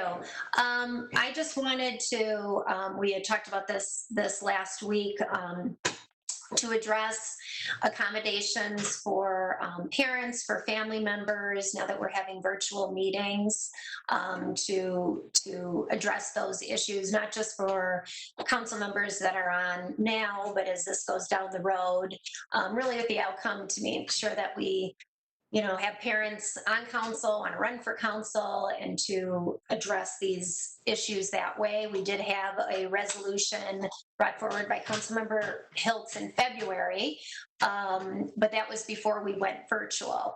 So wanted to talk about any comments or questions about what was presented today and get that rolling so we can begin to implement. Okay, first of all, let me defer to legal just to make sure that there are no legal challenges with the resolution. Evening, Council. Isabel Evans from the City Attorney's Office. This resolution was drafted by the City Attorney's Office to accommodate the concerns that were brought up at the last meeting and also by Councilmember Johnson. You'll note that the resolution is written in such a manner that does codify the quota component that was discussed at the last meeting. In order to have a quorum, a certain number of council members must be present, but also permits council members to turn off their video for issues of childcare in their discretion as necessary through the meeting. So I'm happy to answer any other specific questions. Any questions, discussions? Oh, first of all, I need a motion on the resolution. Mayor Dave Gruber. I need a motion on the resolution. Councilmember Gruber. So I wanted to go back on this. Sorry, I need a motion first on the resolution. And Mayor, we're not voting. No motion. Oh, we're not. Oh, I'm sorry. Study session. I forgot. I'm sorry. Councilmember Gruber. Sorry about that. Thank you. Is there any, so this seems to be a little bit uncharted. When we log in, we obviously log in, there's a block with a name on it. And then again, there's a video that comes up whether or not the camera is on or off. Is there any case law in this, or are we making this up from scratch? That's a great question, Councilmember Gruber. That there wasn't any case law that I could find about this. I think you're correct. We're in somewhat uncharted territory. I think this is really a matter of policy for council to decide. So, but as far as being in our meetings, again, when we log in, it shows that we're logged in. We can only log in if we're invited.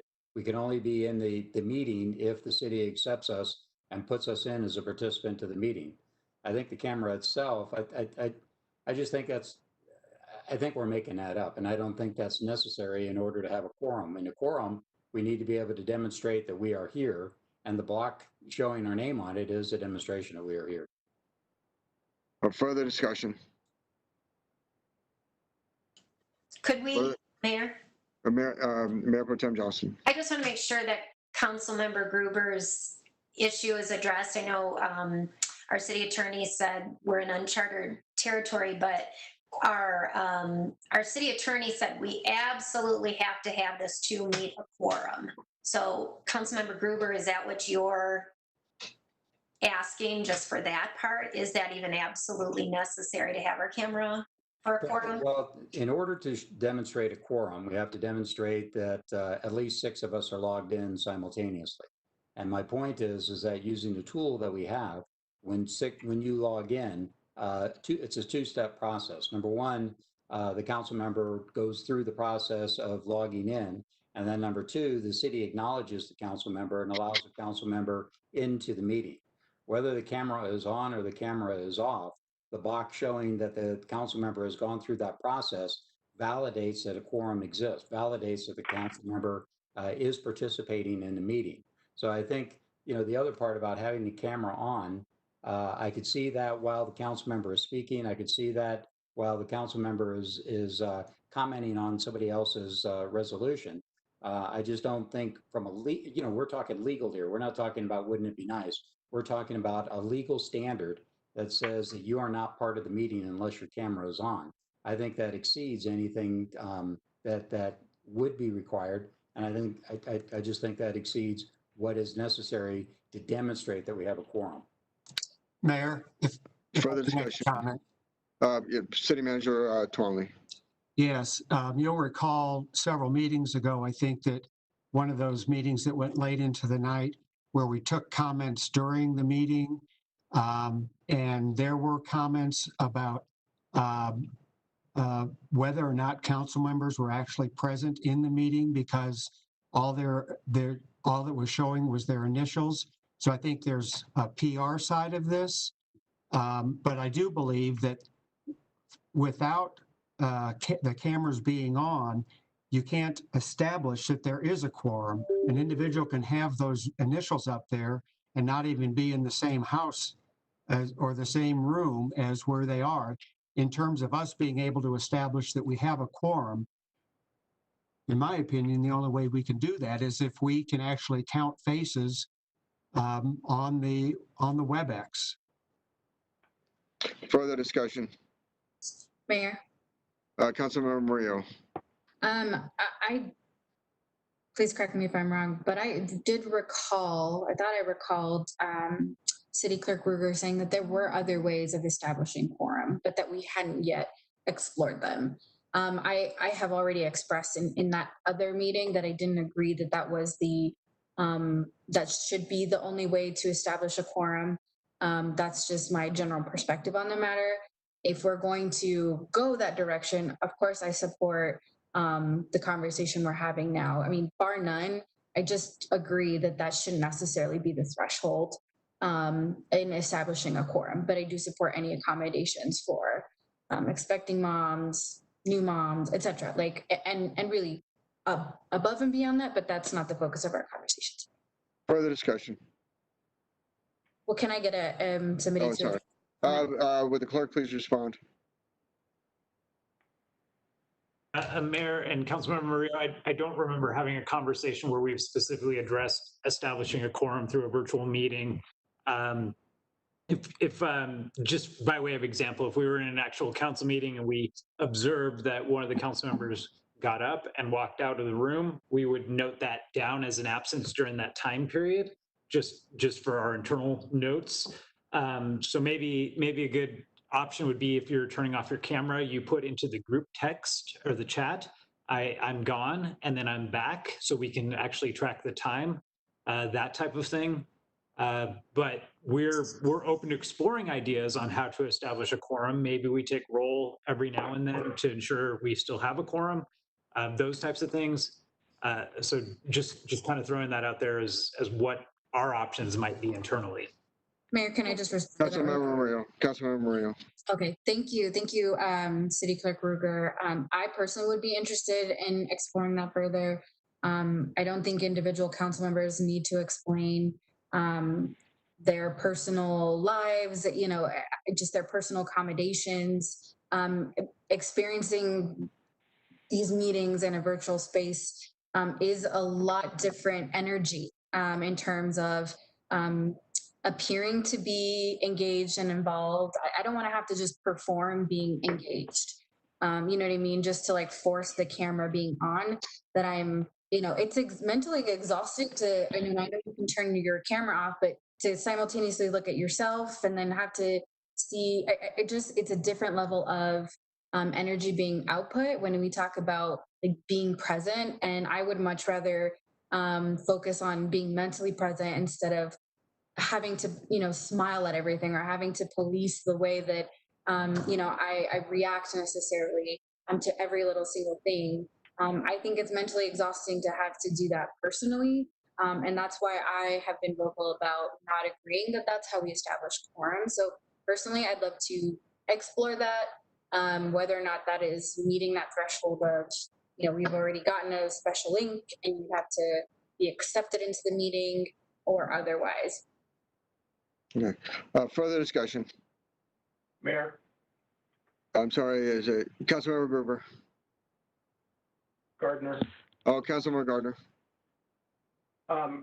Couple of comments. One, as far as the conversation about whether or not a camera establishes a quorum, I think we're making a pretty big leap that if a camera is off, that means the individual is not listening. So I'm not really sure that I follow that logic. And taking it a step further, if the concern is the PR look of it, I would submit that as an elected official, it's really my responsibility to manage what the perception of me is in the community. And if I feel comfortable with people seeing my camera off, then I feel comfortable with that. So I guess I'm not really sure why we would make that requirement if our concern is public relations. That should be for each member of the city council to decide, just like it's up to them whether or not they want to come to a meeting or not. You know, we don't have necessarily a formal attendance policy because, again, as council members, we have to answer to our constituents, not to each other. We answer to the voters of Aurora. As far as the issue on the table, because we're like way off track here. So my understanding of what we have in front of us, this would make this change only temporary until August 17th, at which point, because we're tying it to the emergency declaration, and at which point we would have to reauthorize this every 2 weeks. And if we didn't, even if we continued in virtual meetings, but we did not reauthorize this emergency declaration, this accommodation would no longer be, the accommodations outlined would no longer be allowed. Is that correct? This is Isabel Evans from the City Attorney's Office again. That's correct, Councilmember Gardner. The way this is written right now is the same way that the other council rule changes that that you've been voting on at every council meeting have been addressed. So given the nature of virtual meetings being temporary, that comes before council at every meeting to reauthorize or to choose otherwise. Well, so if going back to the resolution that we passed in February, you know, we allowed council members to appear remotely for study sessions, special meetings, executive sessions. So even not taking into account, you know, a COVID world, we made the change that if a member meets one of the criteria outlined in the Americans with Disabilities Act and several other accommodations, that we're going to allow them to appear remotely. So to me, we've already made the decision, regardless of COVID and having virtual meetings, we've already decided that we're okay with making those accommodations. So I mean, I obviously strongly support this, but I'll bring something forward to make it permanent in terms of an amendment to our resolution in February, because I think we need to make it clear that that we're willing to be flexible with people's lives, right? We all have lives, and I think it's really important to acknowledge that whatever the accommodation is that somebody needs, we're in the 21st century. I'm not sure that we necessarily need to follow rules that limits how we can participate in this body if we can reasonably make those changes. Further discussion. Mayor? Mayor Pro Tem Johnson. Thank you, and thank you, Councilmember Gardner. I would actually support that more than even this potential. I reached out to the city attorney last week as soon as we had that discussion to get this addressed, but I would much rather support the February ordinance that Councilmember Hilt sponsored and address, potentially with an amendment from Councilmember Gardner to codify it there than a suspension of rules separate resolution. Further discussion. Mayor. Councilmember Hiltz. Thank you. I just want to say I consider that a friendly amendment in light of everything that has changed since February that we obviously didn't anticipate prior to March 16th. So that's right. It's that goes to the sponsor of the legislation. Correct. Mayor Pro Tem, do you consider that a friendly amendment? No, I'm saying that their amendment offer is friendly to what I drafted in February. Okay, very well. Is there opposition to the resolution? Seeing none, the resolution will move forward. Mayor? Mayor Pro Tem Johnson. Sorry, I just want to make sure we're clear. So I'm supporting the friendly amendment that Councilmember Gardner is going to have for the February ordinance that Councilmember Hiltz sponsored. So I guess that would be me withdrawing, unless someone is withdrawing this resolution. Are you withdrawing the resolution? The sponsor is withdrawing the resolution, then the sponsor is withdrawing the resolution. Can I jump in? Councilmember Gardner. Mayor Pro Tem Johnson, my thought would be we move forward with this resolution because it will cover us until our next regular council meeting, and then in the meantime, I can work on drafting the amendments to the resolution that was done in February and take care of it permanently. Okay, thank you. Yes, then I withdraw my withdrawal until we can address that. Sorry for the confusion. Is there opposition to the resolution? Mayor, as long as it includes that the camera has to be on, I oppose. Okay. Further opposition? Seeing majority in support, the resolution will move forward. To the incident of last Saturday night. Mr. Batchelor. Thank you, Mr. Mayor. Can you all hear me? Yes. Yes. Okay. Saturday night, the Party of Socialism and Liberation, and a few other groups organized a protest here at the Aurora Municipal Campus starting at 5 o'clock. There were approximately 500 individuals that showed up around 5 o'clock. There were some speeches that were made between 5 and 6 o'clock. The police department had officers on site. We had a number of officers that were available. We had criticisms in the past from some members of council and others that having our officers sort of forward deployed could result in escalation of incidents. So we did not have any officers visible. You had to work very hard to find a police officer. We had them available and on site, but they were not visible so as to not escalate any issues. Furthermore, we had made some Other improvements, we had a bicycle fence from the event in June that was sort of to keeping demarc a line where we did not want folks coming down into the courtyard in front of the police headquarters that we discussed in June after that protest. We had replaced that with a permanent fence that had piers and was permanently installed across that entrance to keep folks from coming out down into the courtyard. The purpose of that fence is actually a public safety issue. That is a dead-end courtyard. It's a cul-de-sac. Having large crowds go into that, we know that that is some of the protesters' aim would be to get into that courtyard.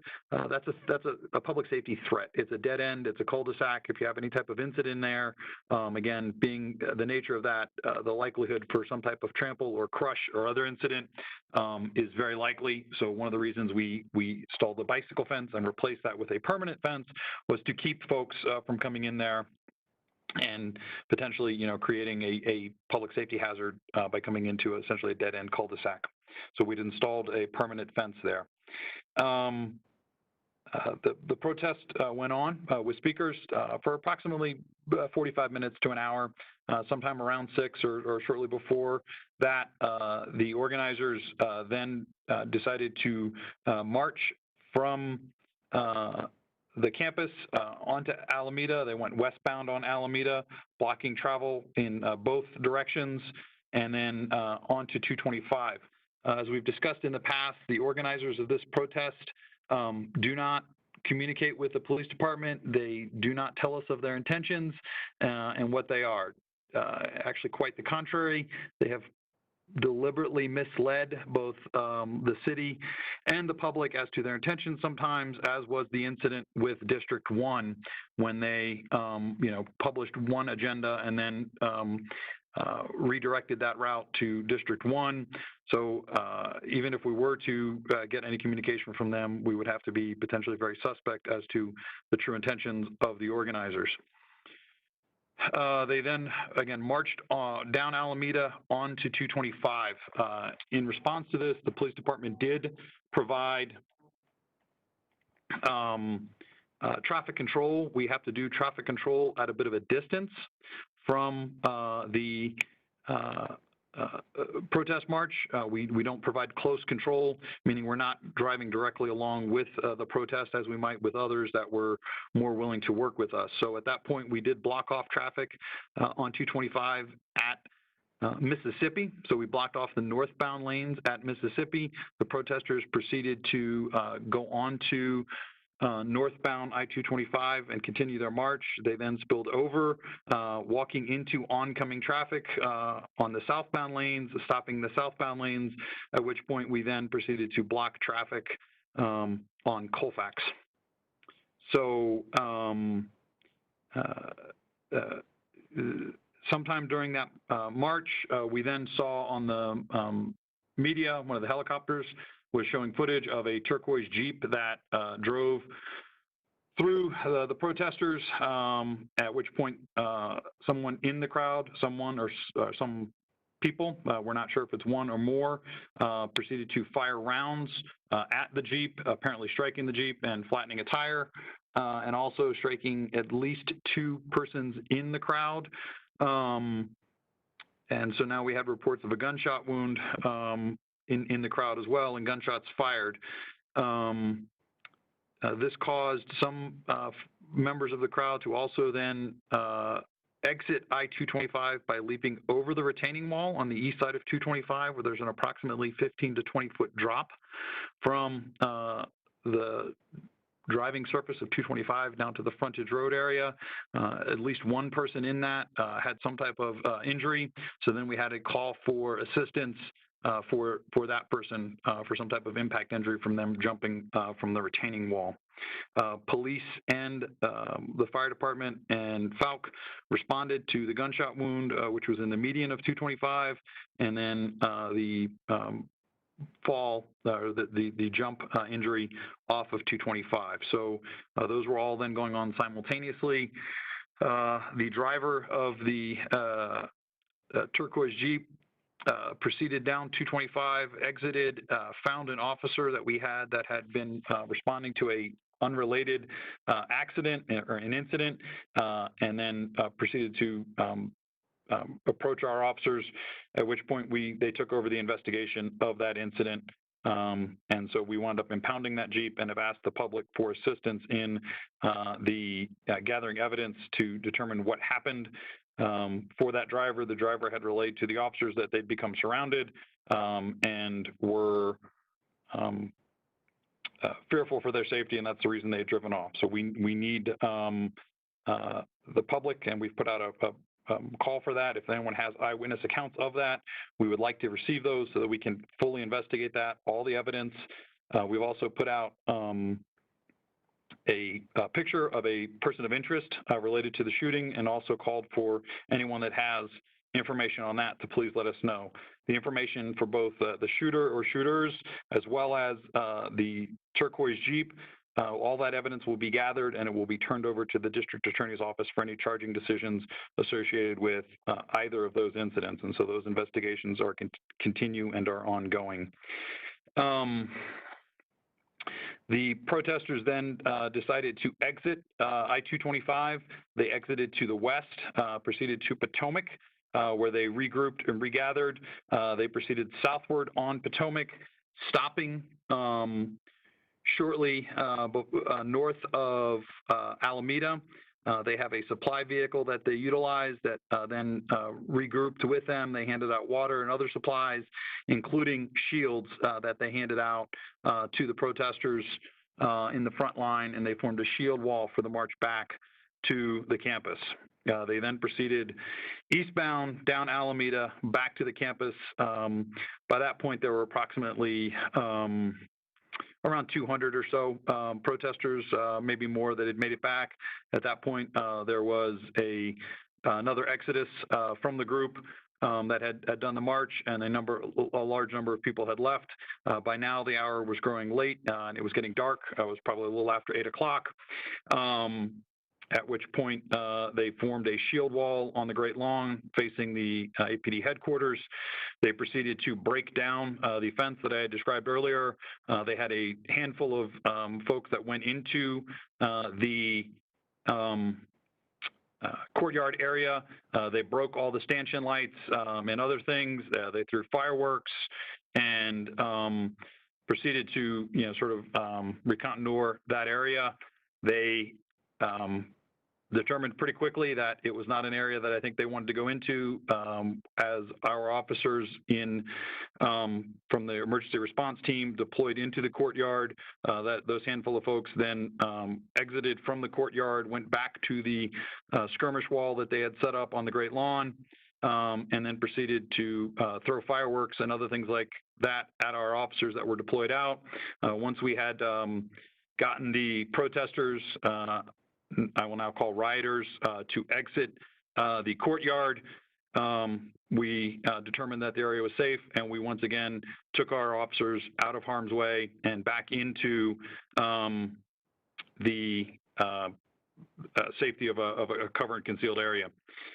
At that point, the protesters then began ripping the plywood off of the windows on the courtyard and breaking what totaled 23 different windows in the municipal court. There included a couple of fireworks that were thrown into some of the offices in the municipal court.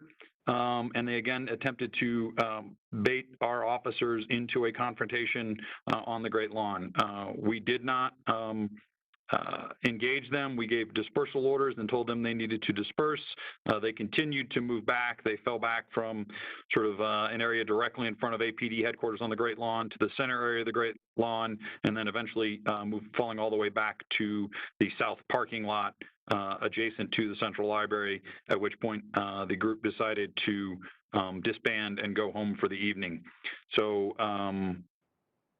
that was kind of the telling of the events of the evening, and I'll take any questions from council. As council may or may not know, we've had an incident involving a couple of officers tonight.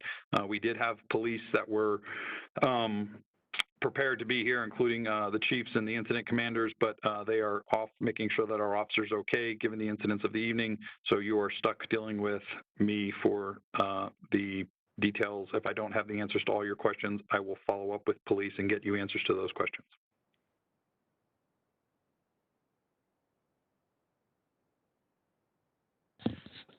Mayor, you're muted. On the let me start on the I-225 incident. I watched in the last protest on the 27th of June, the Aurora Police Department secure all the on ramps to I-225, and no vehicles I think approached the protesters. And this time we had a vehicle approach the protesters. Can you go over again how that happened?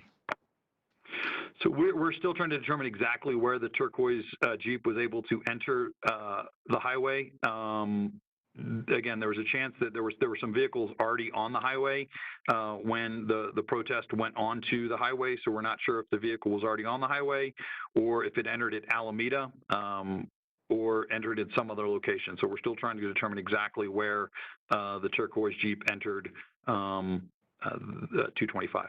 Okay, and then when the police pulled back, when they were able to push the protesters out of the quadrangle or whatever you want to call it, and when the protesters were then tearing down the plywood and destroying the windows, can you go over again why they did not intervene in that particular situation? So again, that all happened very quickly. So again, they had just broken down the gate, and so then, so I think very quickly we had they moved to destroying that, and so again, part of that decision making is to determine, sort of the safety of those involved, and determining what is the best approach to deal with the situation. So sort of it's kind of a decision in the moment as to whether or not we're going to intervene and what level of force we would use to intervene. So at that point, even though they were breaking the windows and things like that, I think our first initial response was to make sure that we secured the municipal court and we did not have any actual incursions into the building. And then from there, again, those windows were all broken in relatively short order, unfortunately. So once we secured the court and determined that was secure, they had fallen back at that point, and again had sort of formed a shield wall again in the center of the Great Lawn. What do you mean by safety? The safety of the officers, safety of the protesters, safety of whom? The safety of everyone involved. So both officers, safety of again, those involved in that. So again, part of our experience from the June incident was that, we are told that there are peaceful protesters. And so we, again, want to make sure that we are giving folks lots of time to disperse. We issued the dispersal orders and want to make sure that, the safety of all involved is taken into consideration. Further questions from the members? Yes, Mayor. Jason, thank you. Jason, how are y'all getting intel when these things are actually in motion? The reason I ask is there were ample live streams that were available, and I'm just wondering if PD was monitoring those, where you had people openly talking about, setting crap on fire and, trying to burn down the courthouse, basically.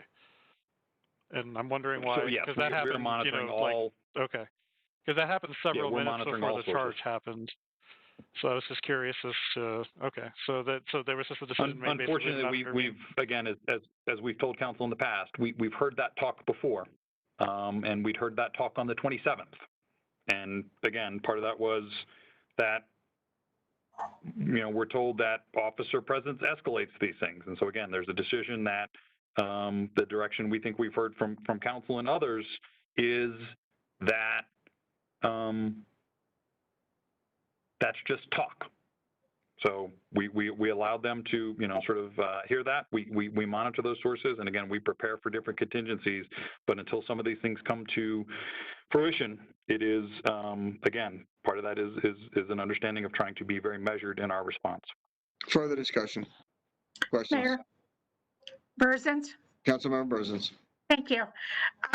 First of all, Jason, there is some sort of feed. I was watching Saturday night from a drone, and I don't know whose drone it was, but it was over 225, and it showed numerous cars around Alameda and 225. So I don't know if you have that. You probably do. But they were on 225, and the Jeep wasn't the only one. So you might look for that if you don't already have it.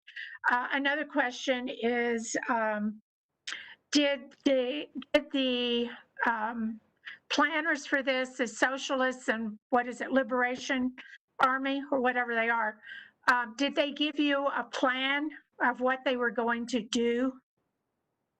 They did not. Well, Tay Anderson was on Dan Kaplis this afternoon, and he said Aurora police knew exactly their plan, where they were going to go. They were going to be on 225, and you did nothing to stop it. So maybe you need to go back and get that tape too, because he had a totally different story of the 225 incident and the gun incident and all like that. They did not reach out, and again, as I had indicated before, even if they did, we would have to be very suspect of any information they've provided. They have deliberately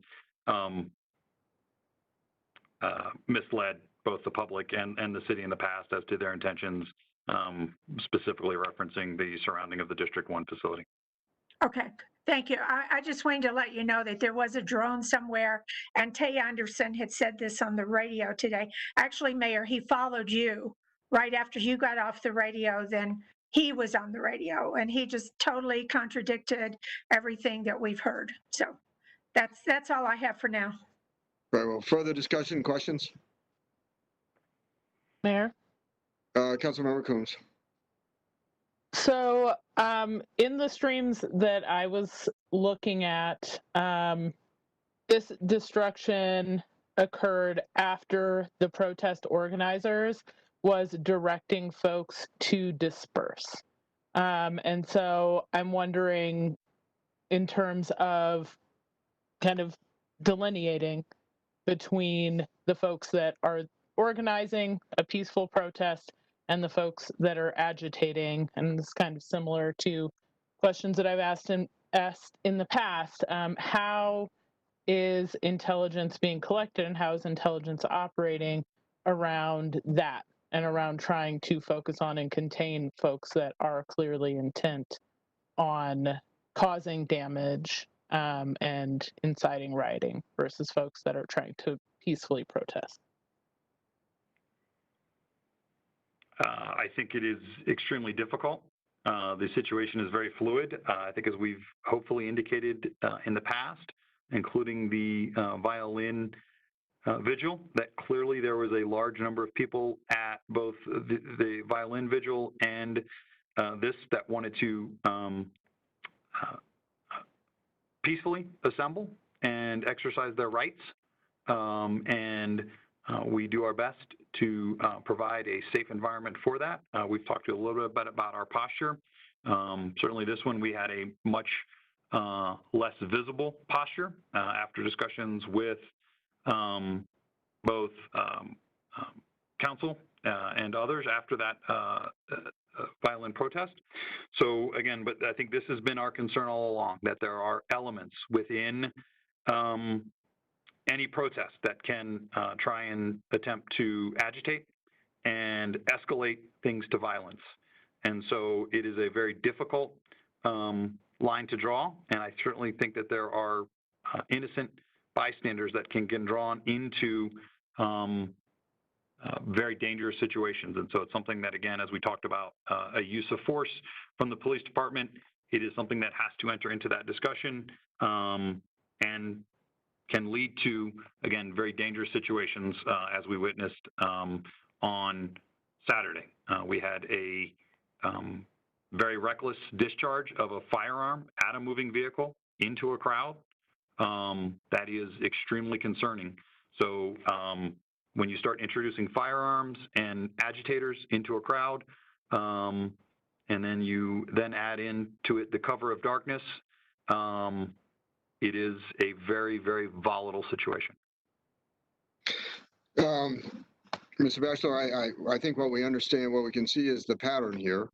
And let me just say that in discussions with Interim Chief Vanessa Wilson, even before the incident, the protest on the 27th of June, she informed me that the strategy all along was not to have a visible presence of the police because it incites those elements of the crowd that are prone to danger or that are prone to violence, that are there to have a confrontation with the police. So I certainly get that part. I think that it's very difficult, and I don't want to, I'm a Monday morning quarterback here, and I've been a combat leader, and I know that decisions are very difficult to make in the fog of war, and you have the intelligence, the information that is never 100% accurate. It always is, maybe afterwards. You can see a clear picture, but you don't necessarily see a clear picture when you're on the ground making decisions in the middle of a fight. But I think we're going to have discussions in executive sessions, not to share strategy with the opposition as to how better we can defend public property. And that's not a discussion I think to have here, because I think tactics are a sensitive issue. Strategy is a sensitive issue that I think is worthy of executive session. Is there further questions or comments? Mayor Dave Gruber. Councilmember Gruber. All right, so Jason, I want to go over some of these points again because we've received a lot of information from the public and a lot of comments from the public. So first off, the meeting was organized by the Party of Socialism and Liberation. Is that correct? They were one of the organizers. Was Black Lives Matter an organization, a part of it, or?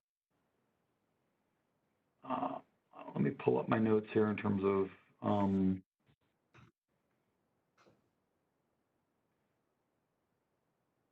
I believe we have Aurora Cop Watch, the Frontline Party for Revolutionary Action, and as well as a couple of others. So we had the socialists, we had the revolutionaries, but we didn't have what would normally be, Black Lives Matter. I think everybody would agree is a peaceful organization. The revolutionary organizations, kind of by definition, something that you may want to spend more time considering. The other question, you had brought this up before, but I want to make sure. You had talked about the rioters being embedded inside the peaceful protesters. Were they embedded? So let me make sure I get this right. Did the rioters show up after the folks came back from the march, or were they during the march, or were they with the group before the march? In other words, were they participating throughout the day with the protesters? They were participating throughout the day, to include probing and scouting the site the entire day. And these were the guys walking around with the black bathing suit or jumpsuits on, and the helmets and the different masks, as well as carrying AR-15s, loaded weapons, and demonstrating that they were acting as a threat. Yes. Okay, and that's what I thought. And they were also, and again, you had mentioned that the same group was at the police station when they brought in the gas to light the building on fire, and the same group was at the vigil, the violin vigil, where Elijah McClain was being honored. Is that correct? Correct.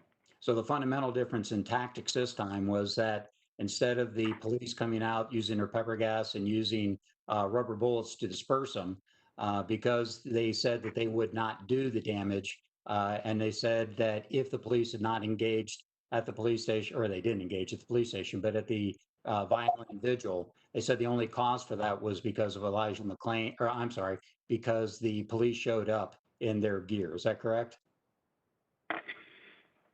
That is correct. We were told afterwards, both in discussions with council and others, that, sort of it was the police presence that agitated that situation.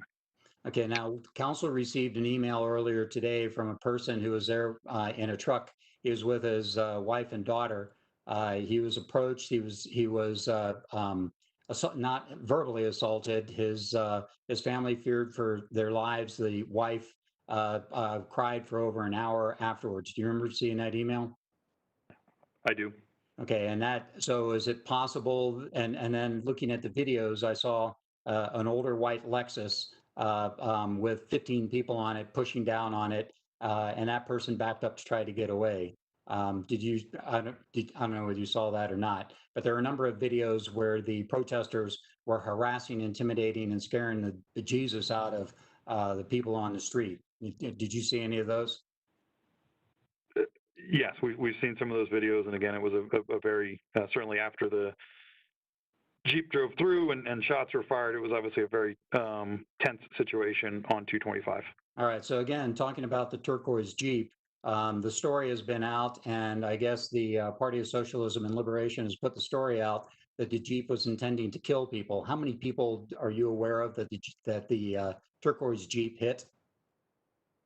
We're not aware of any injuries from the Jeep. So given the letter the council received today, given the video that we've seen about the people being intimidated and scared for their lives, I'm not going to make you answer the question, but I'll essentially say that there's a very high probability that the people could have approached his Jeep. The reaction between the Jeep, people in the Jeep and people outside the Jeep went very badly, and then the Jeep fled the drivers of the Jeep fled for their lives. Having said that, when the Jeep started to take off, as you mentioned, someone pulled out a weapon, fired off at least 6 rounds. I wanted to ask you, listening to the video, I heard the first 6 rounds going off, where they were wildly being shot by, I don't know what the guy was thinking. Obviously, he doesn't have a weapons license, because the first thing they teach you when you're firing a weapon is to understand what's around and what you could possibly hit. So that person fired off 6 rounds. He hit a woman in the leg. He intimidated that other lady, so she jumped off the wall. But then the other, a shot grazed the side of a head of a person. So a 1/4 inch difference, and that person would be dead and murdered by one of the people who fired.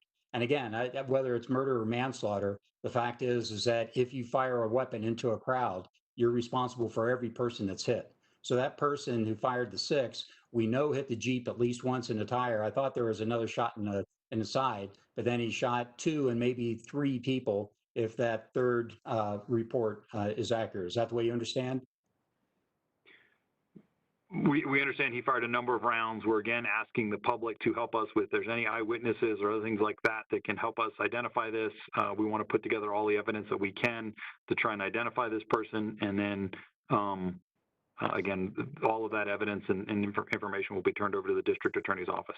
Okay, so again, going to the conclusion of this, you were talking about the different tactics, and again, as I mentioned earlier, the fact that the police engaged during a violin vigil was accused as the cause of the violence. In this case, how many rubber bullets did the Aurora Police Department fire? The Nerf ball bullets? None. The police department did not utilize any less lethal munitions. Okay, and then as far as pepper spray, how much pepper spray did the Aurora Police Department deploy in this case? Again, the department did not deploy any less lethal munitions. Okay, and I understand those windows, about 23 were broken. I understand they're in the $4,000 range. Council's going to have to come up with that. Do you have any idea at this time as an estimate as to what that the total damage was? We do not have a damage estimate at this point. But it'll be in the hundreds of thousands of dollars plus the overtime. There will be significant costs associated with the event. The most important question is that now that they've demonstrated that these rioters have demonstrated that they embed themselves in the protest in Aurora, we've seen it multiple times now. I'm wondering, and again, we'll talk, as the mayor said, we'll talk about this later, but should we ever assume that these rioters aren't going to be there? And should we ever assume that they're not going to try to damage and burn our city buildings down? Mr. Bachelor, it seems like there is a pattern where these protests are increasingly violent.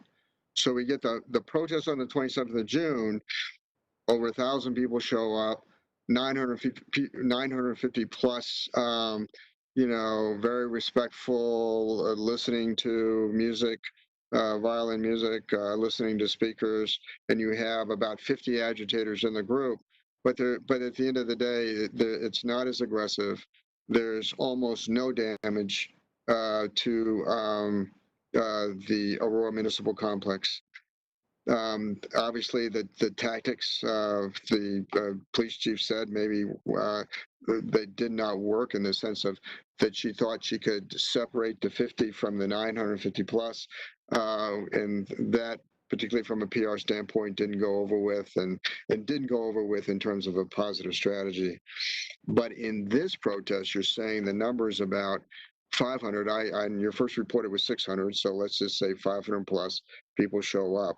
And instead of 50, it's about, you're saying 150 to 200 of that group are seeking a confrontation with the police and there to destroy property, and were much more aggressive than in the first protest, and did have a confrontation with the police. Obviously, we took another different strategy in the second protest by not using any non-lethal munitions. And my concern is there is going to be, and we'll discuss this in executive session because it'll be sensitive as to what the specific tactics are. But on August 23rd, I believe there's going to be another protest, and this one will be, I believe, very large and potentially very aggressive. And I just think we're going to need to rethink our strategy in how to strike the balance between appropriate force and protecting public property. And so, and I know that that's going to be a discussion for another day, but let me tell you, if the police had not been inside the building to secure the building, they would have burned that building down, the courthouse. And as I've said publicly, we are not Portland, and we will not become Portland. As a further discussion. Yes, Councilmember Coombs.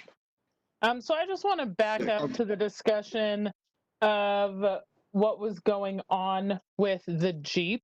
It's been made clear that there is not corroboration of the claim that the Jeep was being surrounded. And if you actually look at the video, that person was speeding toward the crowd at high speeds. There was not an opportunity for that crowd to be surrounding that Jeep. And so I think trying to claim that a car hurtling toward a crowd of people is acceptable for any reason is distressing and disrespectful to the lives of all. Excuse me, I am speaking. Councilmember Coombs has the floor.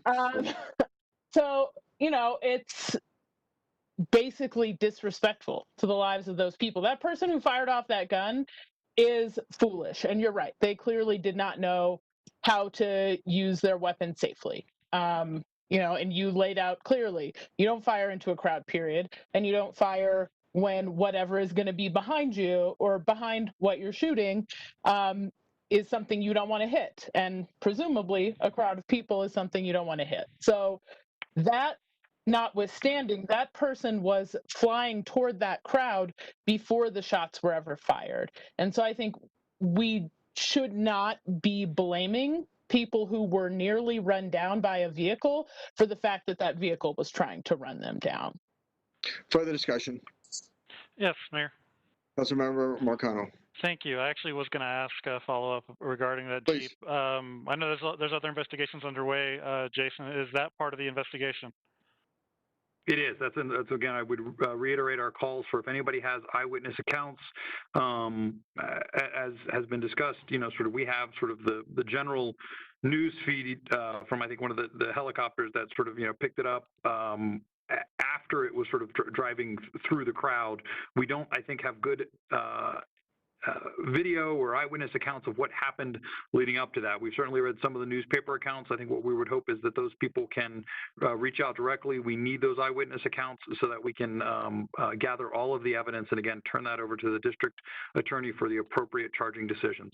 Okay. I just want to note for the record, I linked into chat a video that came out earlier today that I believe is now on the Sentinel's website that demonstrates, I think, 6 different angles of the Jeep speeding towards protesters. You can hear the revving of the engine, and you can also hear the impact when the gentleman who drives the white truck pulls out to intercede. And then there are a bunch of eyewitnesses who have apparently corroborated those events, including the gentleman himself, who have said that if he had not done that, that car would have continued to accelerate and run over. I don't want to know how many folks who were in front. So just, it's in the chat if you could take a look at that. Thank you.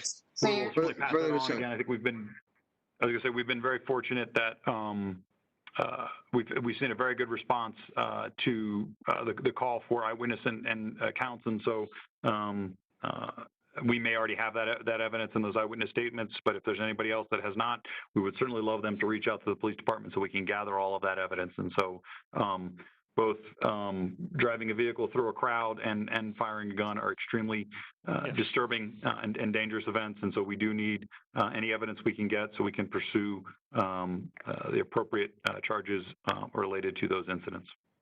Councilmember Murillo. Thank you. Yeah, I guess I just wanted to point out the part that was missing in the earlier narrative around the white truck, right? And somebody, an average citizen of our community perceiving the threat, wasn't part of the protest, but perceived the threat of this Jeep driving towards and in high speeds towards a mass of people, towards these peaceful protesters, right? We can talk about whether you agree they should have been there, but I'm disappointed that we haven't. We talked about destruction of personal property and public property, but we haven't talked about the risk that those protesters experienced, right? And the conversation around, I mean, does their safety matter as well? We're talking about not necessarily knowing all of the facts in the situation, and I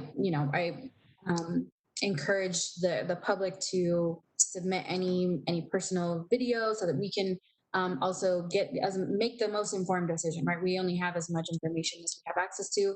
We have plenty of eyewitness testimony for the folks as well. Encourage folks to, again, communicate with our community, but I'm disappointed that we haven't talked about the fact that those people's lives were at risk, and that this person did perceive that danger. Again, average person could see that was a potential dangerous situation and reacted, right?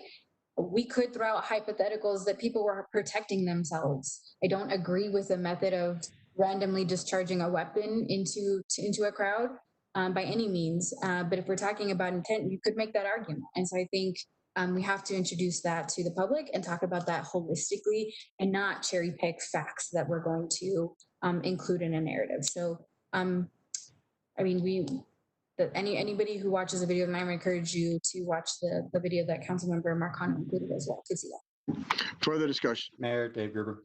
Councilmember Gruber. Okay, while we're talking about this, I think it's important to note that the truck that hit the Jeep was part of the protest. It wasn't an independent. Again, we don't have, as far as I know, we don't have any other than a statement of the Jeep driver. We don't know what the intimidation was. We do know that there's severe intimidation on other people. And then I think there's 2 other points to keep in mind. Number one, while the Jeep was speeding away, while he was getting shot, while things were being thrown at the Jeep was traveling at a high rate of speed. Well, wait a minute. First off, we're talking people that had no right to be on the highway. This is a federal highway. It's against the law to walk on the highway. So when you talk about the safety of people walking around a highway where the speed limit is 65 plus, by definition, there is no safety. They are in the wrong. The people that went there are in the wrong. And the second thing is the Jeep was blowing its horn. And if the Jeep did intend to kill somebody or did intend to hit somebody, they did not. And then final thing is that the thing that Jeep did at the end of it was to drive to a police officer and ask for help. So this doesn't sound like a mass murderer. This sounds, and again, we'll find the evidence and we'll see what that evidence looks like.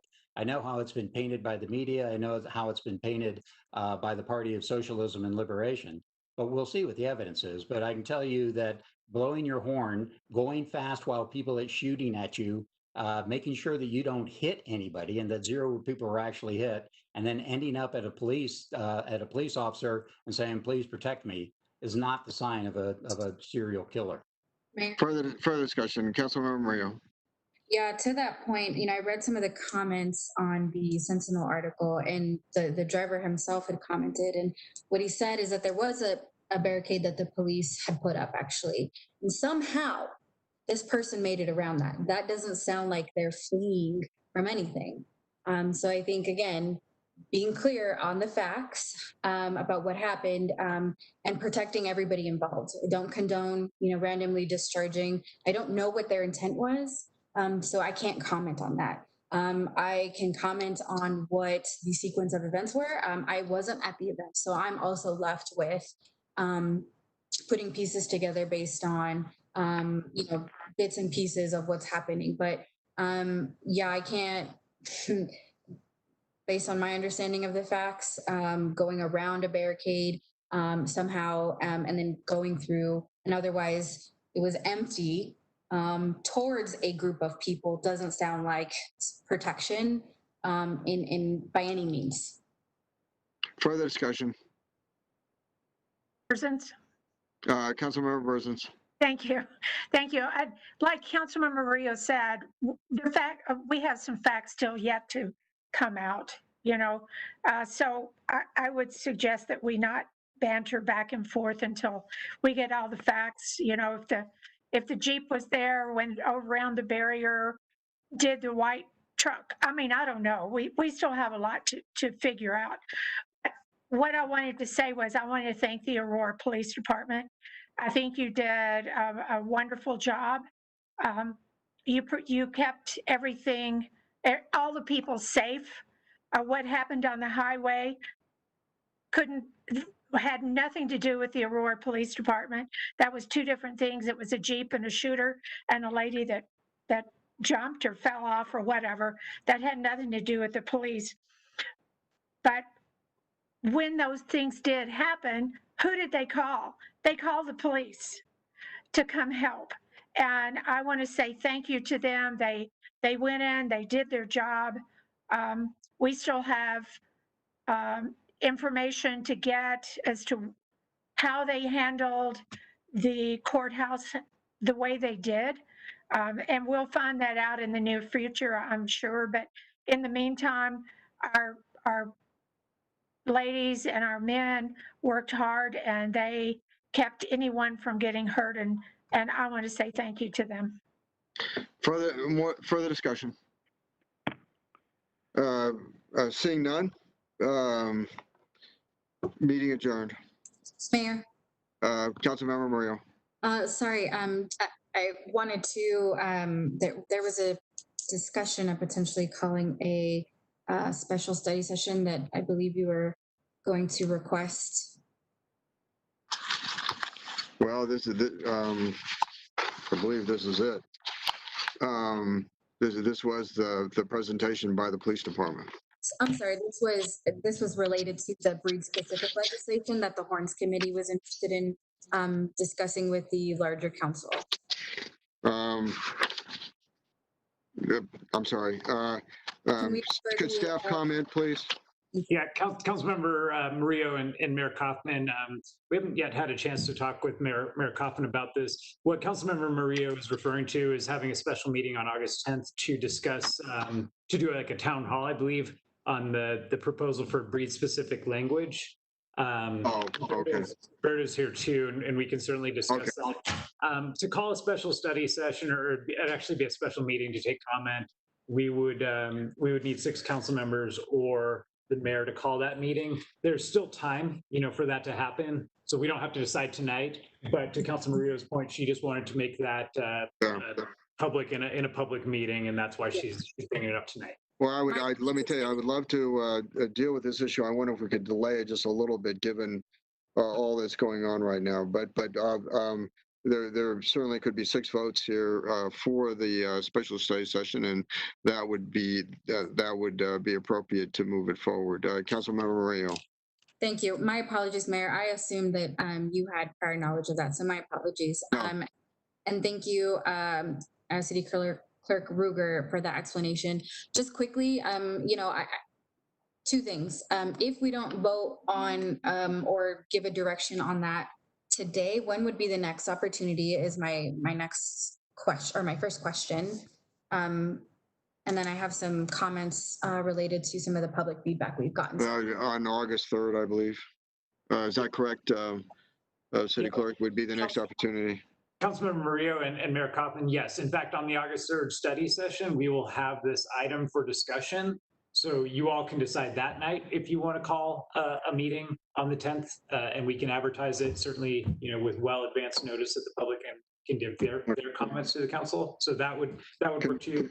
Okay. Very well. Can we delay till the 3rd of August, Councilmember Murillo?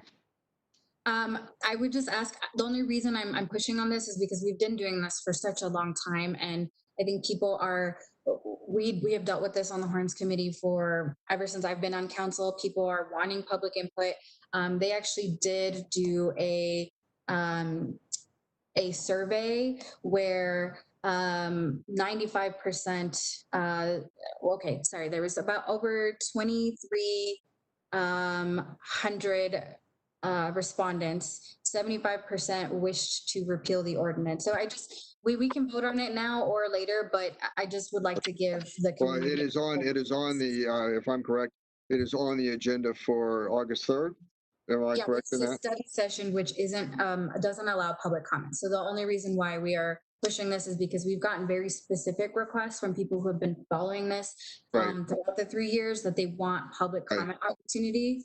But you can certainly make that motion on August 3rd if that would be okay. I mean, I'd ask for today, but if we defer it, fine. Okay. I'm sorry, who? Councilmember Hiltz. Councilmember Hiltz. I would support doing that vote today, because if we wait until the 3rd, we're going to have less than a week to give public notice of something that has been going on for years. And I don't think that's fair to the public, and I don't think it's fair to council. And is there opposition to having a what we would call it, a special meeting to take public comment on concerning breed specific ordinances? Is there opposition? Seeing none, then we will have what do we call this? A special meeting. Special meeting on August 10th. Special meeting on August 10th. Yep. Very well. Is there further discussion on any items? Mayor?